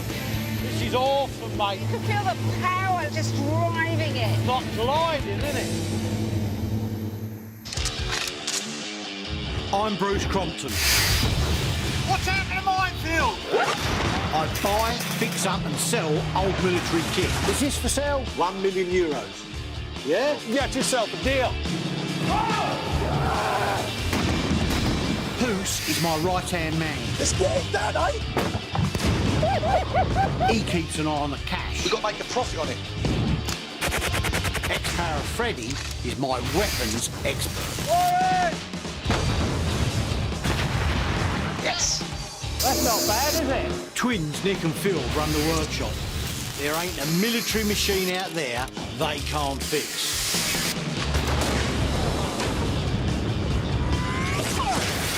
There are worse jobs. Yeah, that's what people keep saying.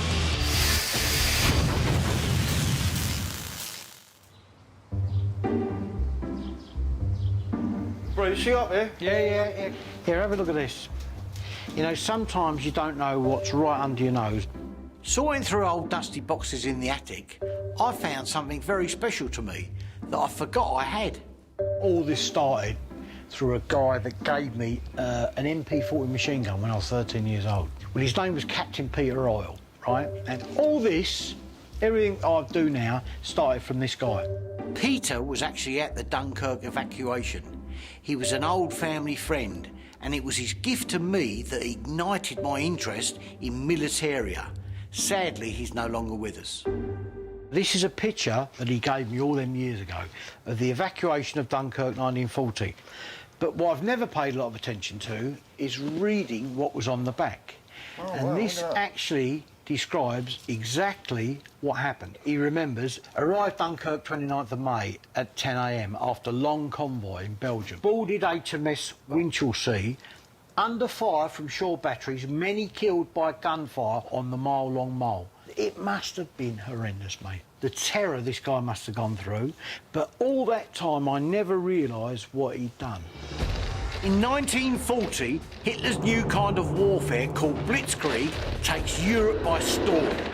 Lightning-fast infantry and tank attacks, supported by screaming Stuka dive bombers, slice through the enemy's defences.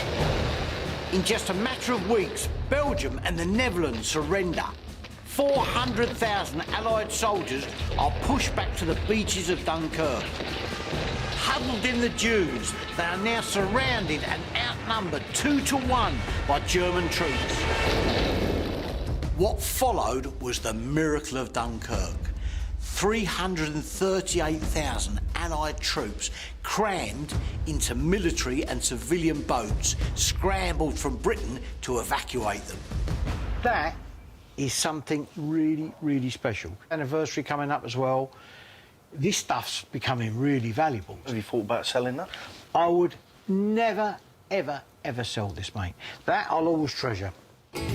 Dunkirk's 80th anniversary, combined with a major blockbuster movie, means authentic kit is becoming highly collectible. So I want to lay my hands on some before it all vanishes. So you can get sorted out, come with me. I would love to, Bruce, but I've got to go through all that stock for that new client. That means I've got to spend a couple of nights with Oos. What are you trying to do to me? While Freddie sorts through stock and plans a day trip to Dunkirk, I'm taking Oos to see the Magpie of Militaria, a man with a reputation for digging up diamonds in the rough. I'm going to see a really nice guy called Mark Manning, and he's always got nice bits and pieces. Now, I've contacted him because I remember him telling me that he had items from Dunkirk. Nice. Might be interested to do a few deals with the bloke then. Everybody's seen the movie and read the books, but I want to separate Dunkirk fact from Dunkirk fiction. So I'm after kit that will tell the real story of the evacuation. And Mark is just the man. Like me, he's a stickler for historical accuracy. How are we doing, all right? I'm good, thanks very much, Bruce. Lovely to see you again. This is Hoos. And Hoos. All right, Very thanks pleased to for meet you. inviting us down here again. Can we get down and have a look in your basement? Absolutely.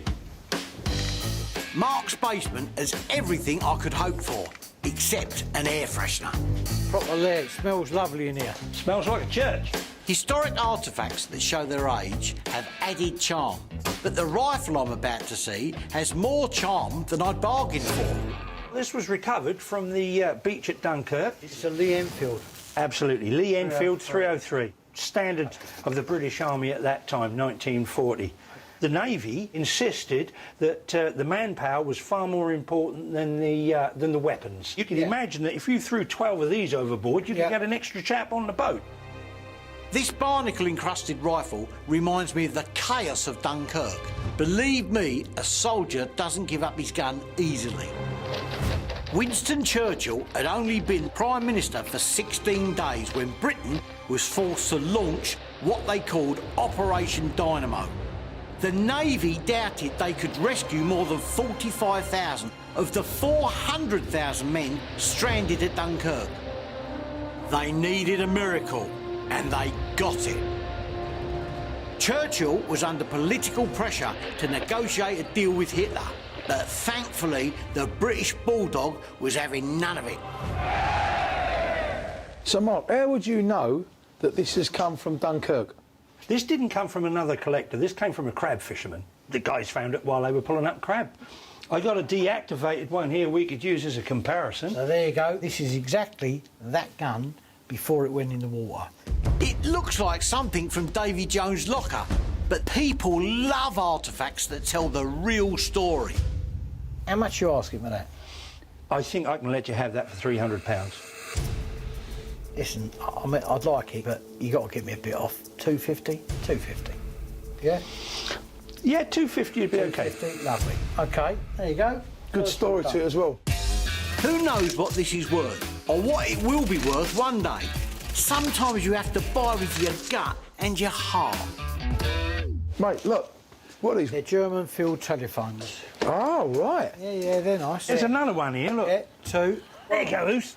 Yeah, these are always nice. They're the model that the Germans would have had at Dunkirk. They've normally got a date on. Here, look at that. 1940 and a Waffen stamp.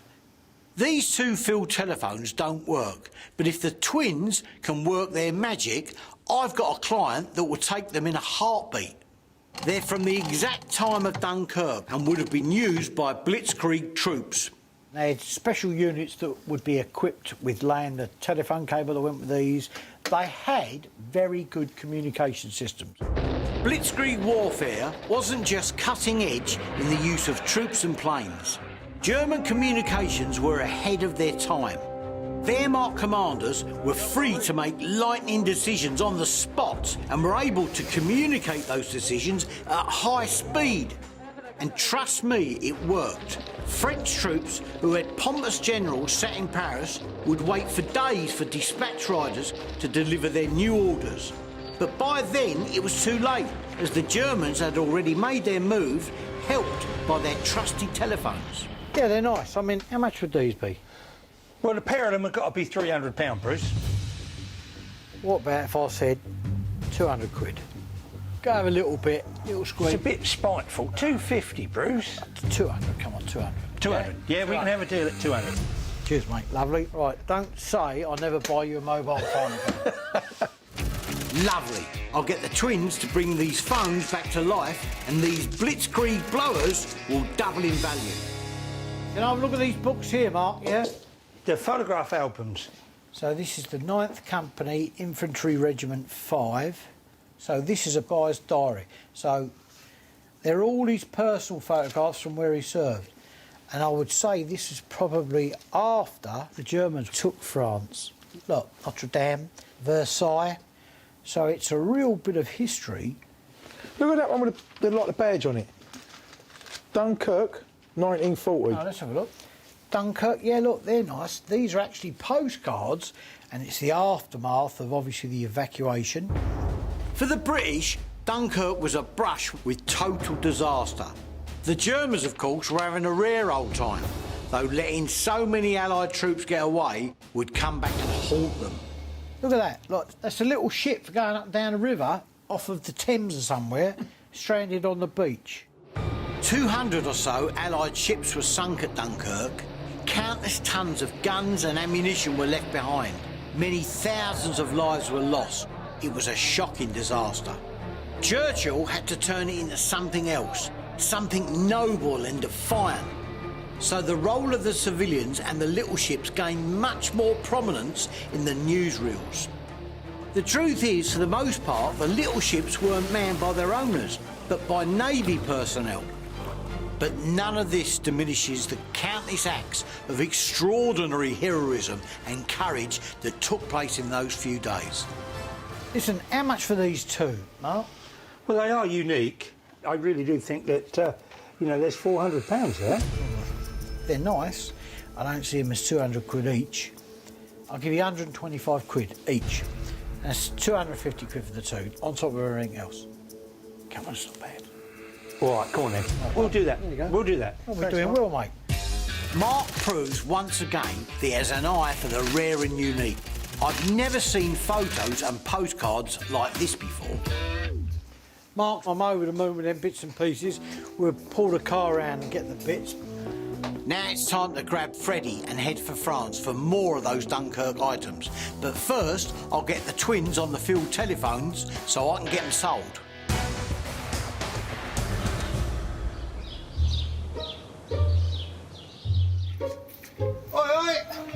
Hello? Well, I've got a treat for you, lads. I've got you something here that you should be really used to. Right. Because you spend enough time on them. 2 telephones. Oh, right. German telephones from the Second World War. Yeah. The problem is they don't work.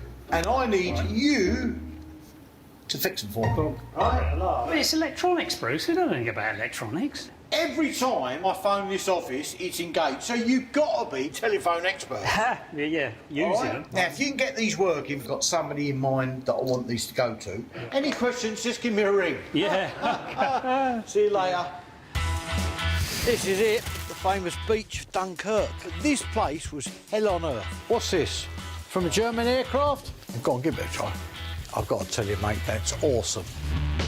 The Dunkirk movie, and of course the 80th anniversary of Dunkirk, has stoked a lot of interest in Britain's narrow escape at the start of the war. So I'm on the hunt for authentic relics. And we're better to start than the beach itself. This is it, the famous beach of Dunkirk. You know, there were hundreds of thousands of guys on this beach. You think how terrified it must have been for young soldiers that have fought all across Belgium, come back, got here, and they just want to get home. The amount of people they got off this beach is almost 3 times the size of the British Army today. Yeah. In that one operation. Yeah. From giant destroyers to super-fast motor torpedo boats, 933 naval ships and civilian boats took part in the evacuation. Despite it being a success, 236 vessels never made it back. This is the Crested Eagle. Now, she was a Thames paddle steamer that used to run between London and Ramsgate. A load of Stukas bombed it, but unfortunately up to 300 people have been killed on this. 300,000 people on this beach, seeing that happen, so you're thinking, I'm going to be next, dead and dying, all falling off of here, guys running forward trying to assist them. And that's without the other guys that were like lined up into the water, waist high, waiting for the little ships. Stukas coming down. It must have been hell on earth here, mate, I'm telling you. Just spitting distance from home. What a way for your war to end.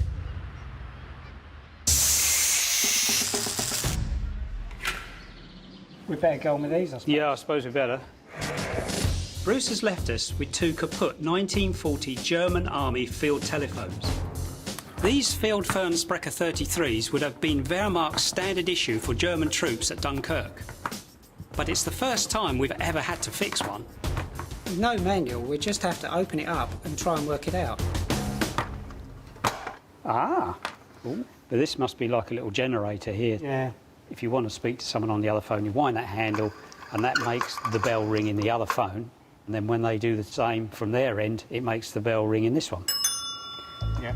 Turning the handle generates an electrical charge known as the ringing current that gets sent down the wire. The phone's battery only kicks in once you squeeze the handle to talk. OK, so what should we do? Just give it a bit of a clean up, check it out? Yeah. Yeah. The first thing to do is to get rid of 80 years of dust. A bit of spit and polish. They look in pretty good nick, but we won't know if they work until we have power. The big problem is this battery has had it. There's no way we can use this. Yeah, they don't make them that size, shape anymore. Get it working, Bruce says. I mean, he must be mad. As they retreated, the British destroyed as much kit as they could. What they left was taken by the Wehrmacht, so there is actually surprisingly little to be found in Dunkirk. But I've heard one of my French contacts may have Dunkirk items that he's willing to part with. The guy's called Clement. Now, it's a museum, so normally museums ain't got that much for sale, but this guy does like to part with a bit. So hopefully we'll be able to get some bits that might relate to Dunkirk.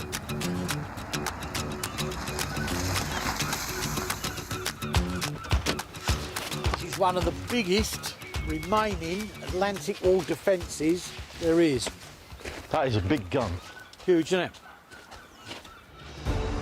After the Dunkirk retreat, Hitler didn't want the Allies setting foot on French soil again, so he ordered the construction of the Atlantic Wall.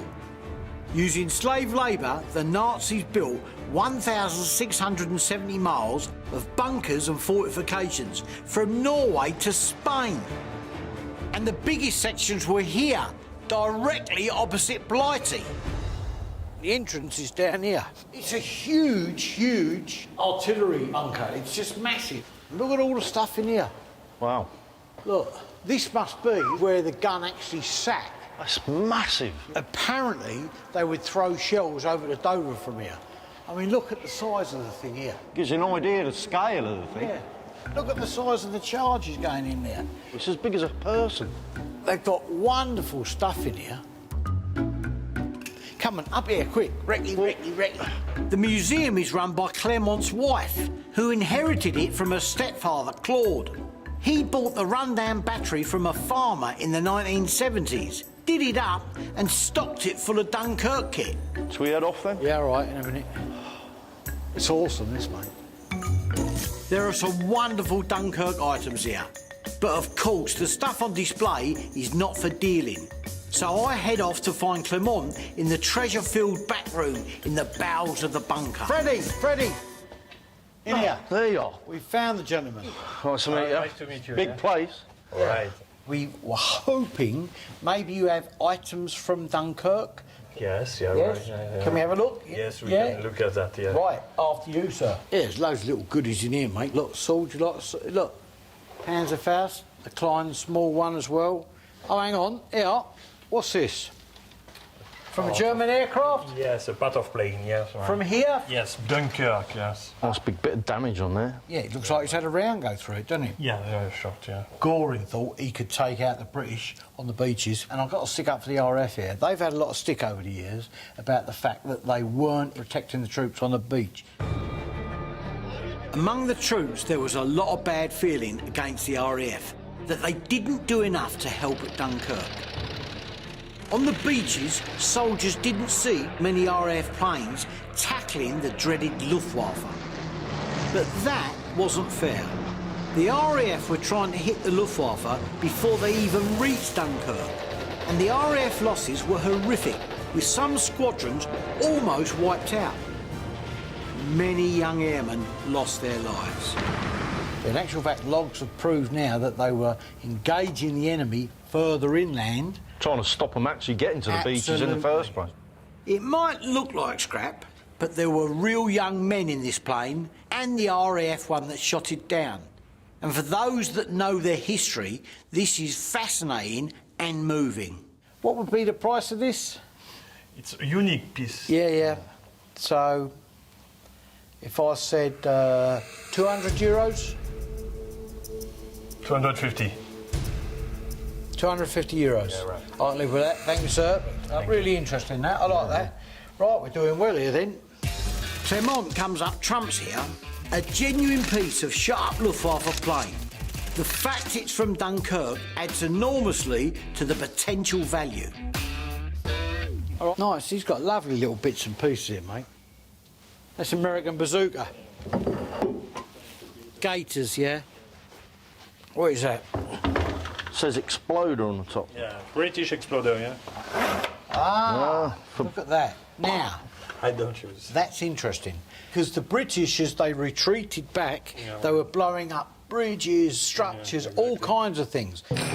If you're in the rear guard at Dunkirk, realistically, one of two things will happen to you. You'll be killed or captured. It's your job to slow down the advancing Germans using exploders like this one. You have to blow up bridges, oil refineries, roads, anything to buy time. 60,000 soldiers ended up as Nazi slave labourers.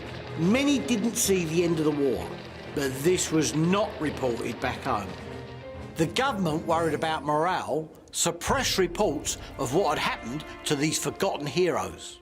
It really is a quite a simple piece of equipment. Basically, when you push that down, it generates electrical charge inside and sends it down the cable to the detonator. Look at that. Look at the pressure on that. Can hear the dynamo. Yeah. That still works. Yeah. Expensive? Price? 500. How much? 500. Do you have a chair? I need to sit down. 300 euros? 450. It's very rare. It is rare. I'll tell you what I'll do. 350 euros. We're not finished yet. Lovely. There you go. Thank you. All right, that cleaned up will be nice. 300 quid might seem a lot, but done up as a memento of the brave souls in the rear guard, I think this is worth a lot more. Yeah, look. That's not German, is it? No, it's a British Mark I gas mask. That is synonymous with the dunes and the retreating British Army. And this is, it's a Mark I, it's the right period. Go on, give it a try. I've got to tell you, mate, that's awesome. I need one of these after you've had a curry beef. I'll bet you do. Hitler's Blitzkrieg War didn't include the use of poison gas, apparently because of his own experiences on the battlefields during World War I. Still, it didn't stop him stockpiling massive amounts, just in case. What would be the price of this? 30. 30 euros. 25 quid. I ain't even going to argue. Dunkirk, gas respirator, fantastic. Dunkirk items from Dunkirk. Our day trip has got me exactly what I wanted. But of course, some Dunkirk items made it back to Blighty, carried by the retreating troops. So we're heading home. No, I mean, that is a close shave. It must have scalped him a little bit. Ah, sticky bomb. The last one with the cover I had, I sold for 1,000. Bloody hell, £1,000. The 80th anniversary of the Dunkirk evacuation has encouraged Freddie and I to scour Dunkirk for historic treasure. Here, listen, pull it in. Having had a good day's picking, we're heading back to Blighty. But there's something I have to show Freddie first.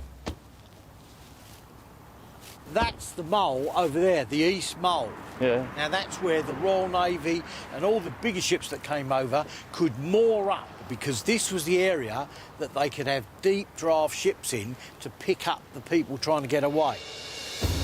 For 9 terrifying days, hundreds of thousands of soldiers attempted to clamber aboard ships from this mile-long pier, or mole as the French call it. Soldiers like my mate Peter Royal, the man that got me into this game in the first place. Thing is, once you're up this end of it, you've got to get on that boat. You ain't going to be able to turn around and go back. There's tens of thousands of blokes behind. There's some original German film taken from a Stuka dive bombing that mole. The Luftwaffe's fearsome Stuka dive bombers were used mercilessly during the evacuation. On a dive attack, wind-powered sirens attached to the wings screamed the Stuka's approach, giving the feeling the plane and its bombs were heading straight for you. As a psychological weapon, they terrorised troops stuck queuing on the mole. For some, the waiting proved too much. Some men took to the water to try to swim home, and there are accounts of queue jumpers being shot dead on the spot by their own officers.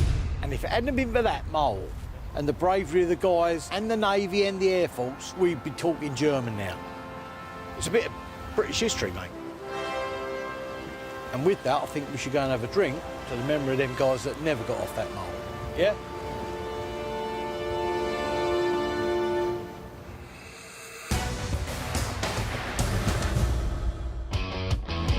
A pint, a kick, and one ferry later, we're back in Blighty en route to our last pick. I've already called ahead to my contact Daniel, and he's promised me he's got Dunkirk memorabilia with all the provenance that collectors love. Come in over and see Daniel Fisher, really good mate of mine. Him and his dad own regimentals. He has got some bits and pieces for us to look at. Trust me, you'll see some really good kit here.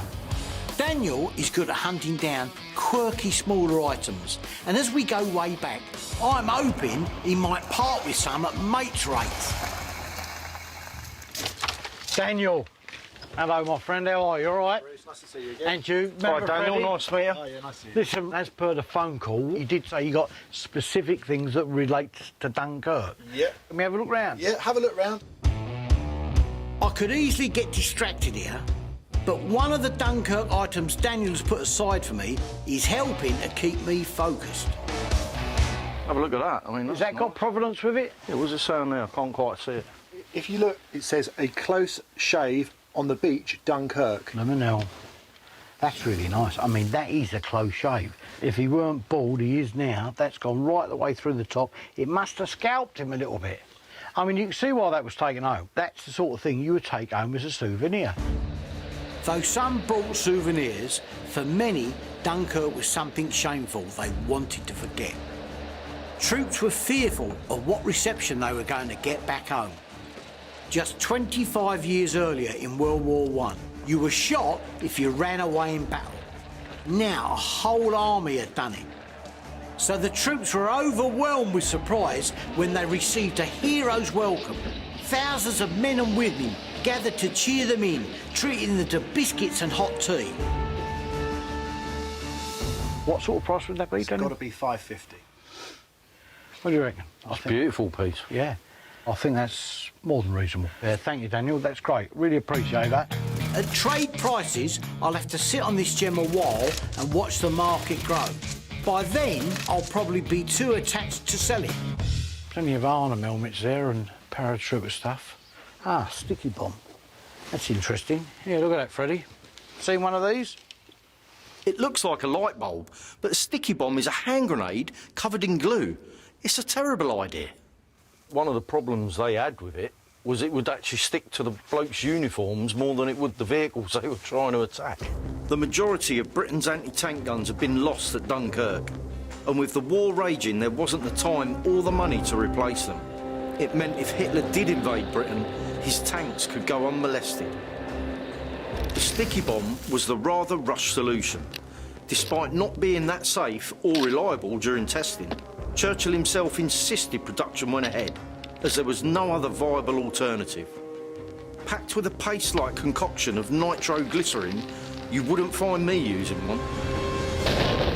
Then when you want to use it, you pull the pin, the metal cover falls off, exposing the sticky substance, get up to your target and attach it.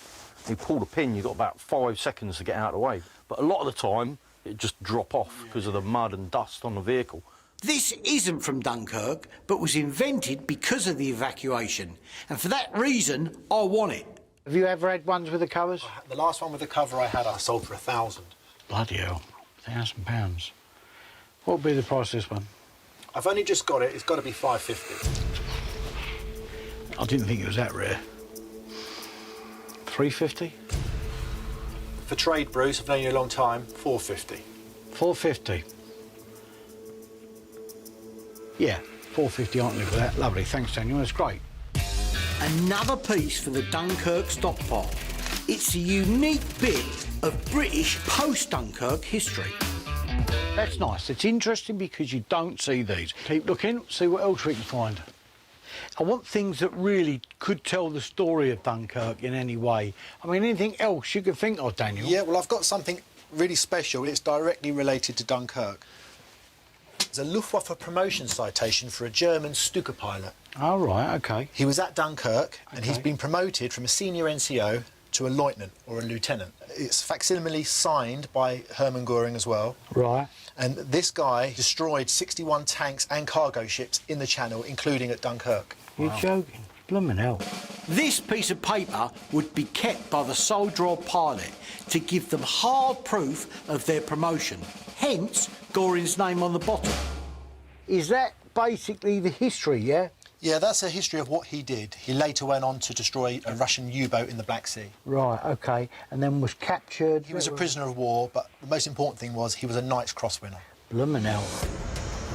The Knight's Cross of the Iron Cross, as it was called, dates back to the Napoleonic Wars. And during the Third Reich, it remained one of the highest military awards.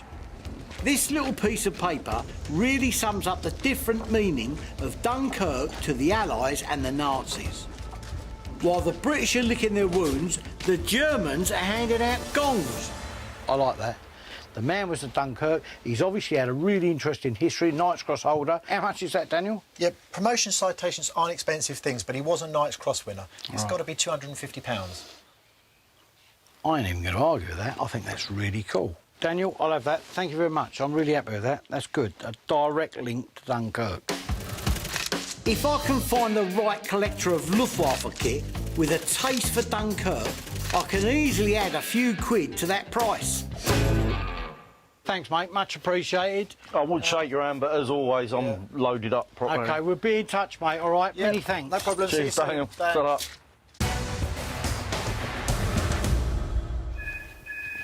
Oh, that's Bruce, I'll bet. That's never good. I've contacted a customer of mine about the German field telephones, and he's dead keen and wants them ASAP, providing they're working. Hello? Phil. Have you got the phones working? Well, yeah, we got them all cleaned up. The phone's battery is completely knackered. We can't source a battery. Listen, I don't care. I need these things done like yesterday. So put your thinking caps on, not your dunce caps, and get them sorted. Hello? Oh, nice. What? Somehow or other, we've got to get these batteries sorted out. I don't know how we're going to do it. If you aren't going to see the batteries in there, we could make up some batteries and just wire them in. That's not a bad idea. OK, let's get this sorted out. The original battery is lead zinc. It's like looking at a fossil, but the basic technology is the same. You don't see these very often. They're normally thrown away. It doesn't actually say what the voltage is. But I do know American field telephones of that era used two 1.5-volt batteries. So this could be a 3-volt German one. What we'll do is we'll try a couple in it to start with. I think we'll use those D batteries. Yeah. Our plan is to build our own World War II battery using modern ones. We're taking two 1.5-volt D batteries and soldering them together. This creates a 3-volt master battery that we hope is robust enough to power these phones. Yep. Try not to burn me. Wire is then soldered onto the positive and negative ends of the battery. Ow, that is getting hot. Good, that's that one. Right, so all intents and purposes, what we've got here now is a 3-volt battery. That's it. That should work. But we won't know until we've created another battery for the other phone.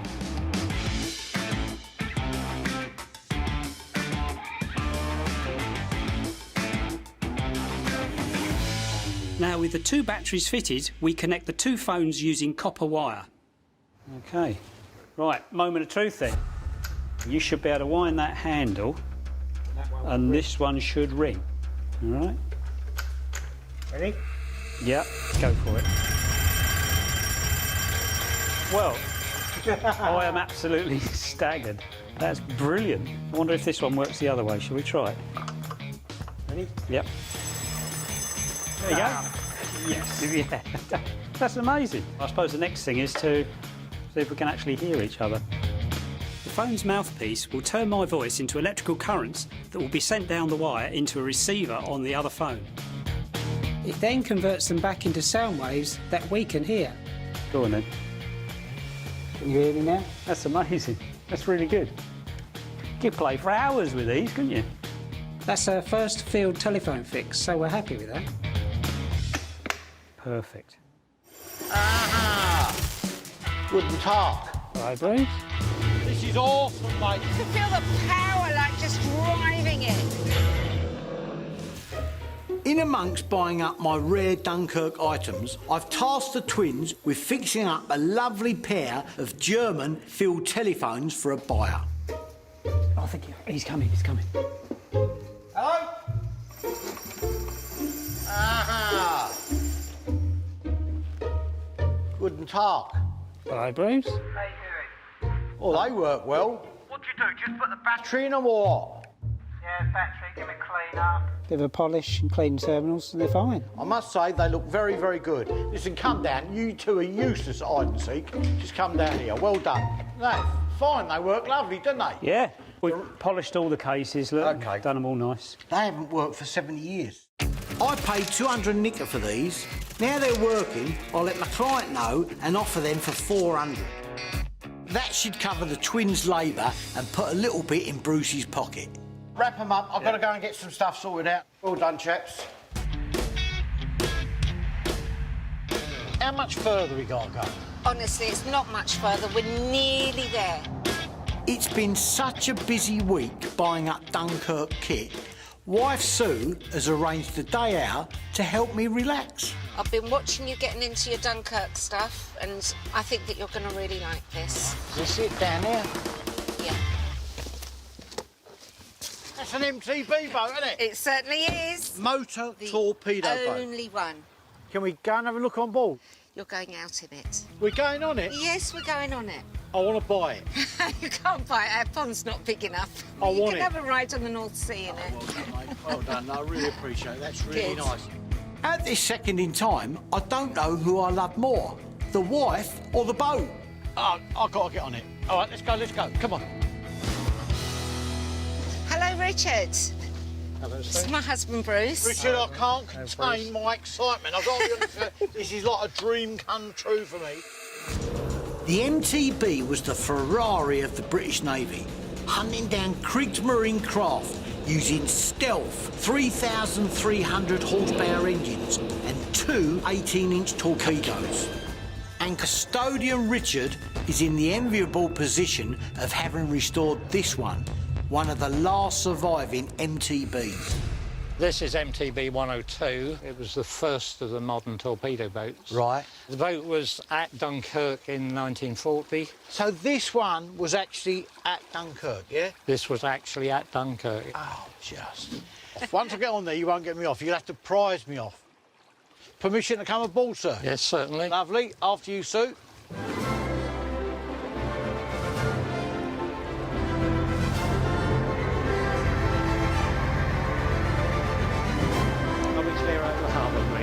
Yes, you've got permission answered. We're heading out from the port of Lowestoft in Suffolk.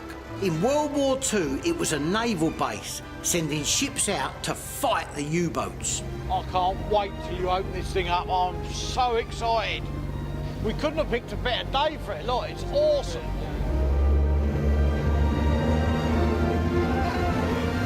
Look at that, look at the weight. You can feel it riding up.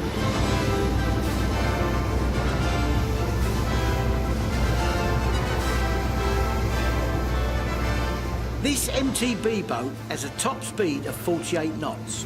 When it was built in 1937, it would have felt like being on a rocket to the moon. This is awesome, mate. You can feel the power, like just driving it. It's like gliding, isn't it? They said to me, what would you have done during the war if I'd have wanted to be on one of these, mate. These things, they were like the buccaneers of their day.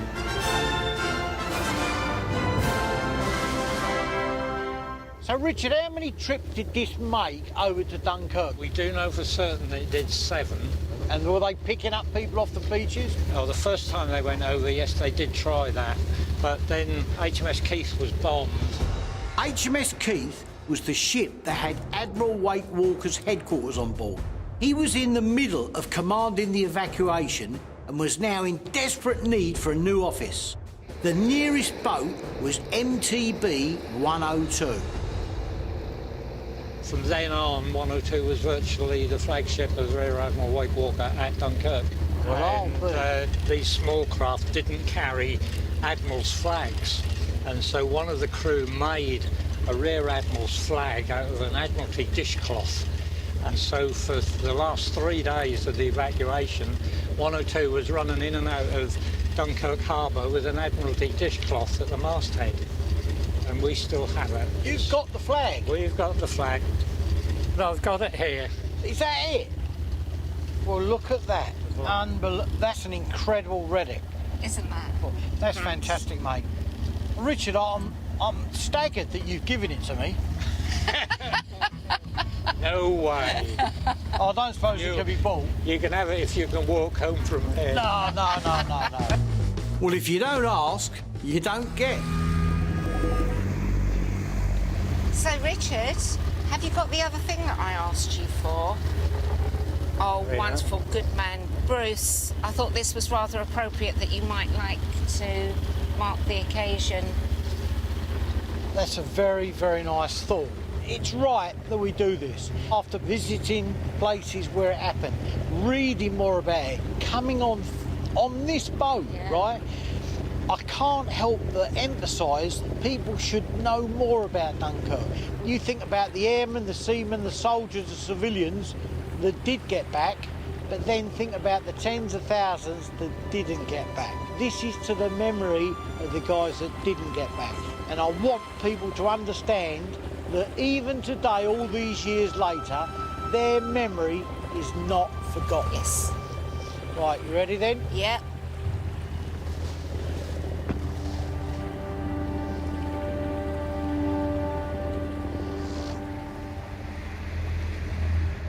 As I look out over the calm waters, it's hard to imagine the hell our fathers, grandfathers, and my friend Peter Royal went through so that we could be free.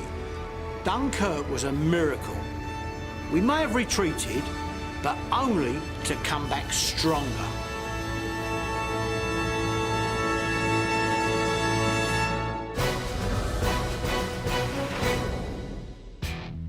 What a week we've had. This is it, the famous beach of Dunkirk. In France, picking with Freddie. I need one of these after you've had a curry brief. I'll bet you do. And back home with Hoos. Don't say I'll never buy you a mobile phone. Discovering Dunkirk through the relics I've bought and also the relics I've sailed in. Been a pleasure, mate. Thank you very much. I really appreciate it. Take care. Let's just get a selfie. Yeah, get in there.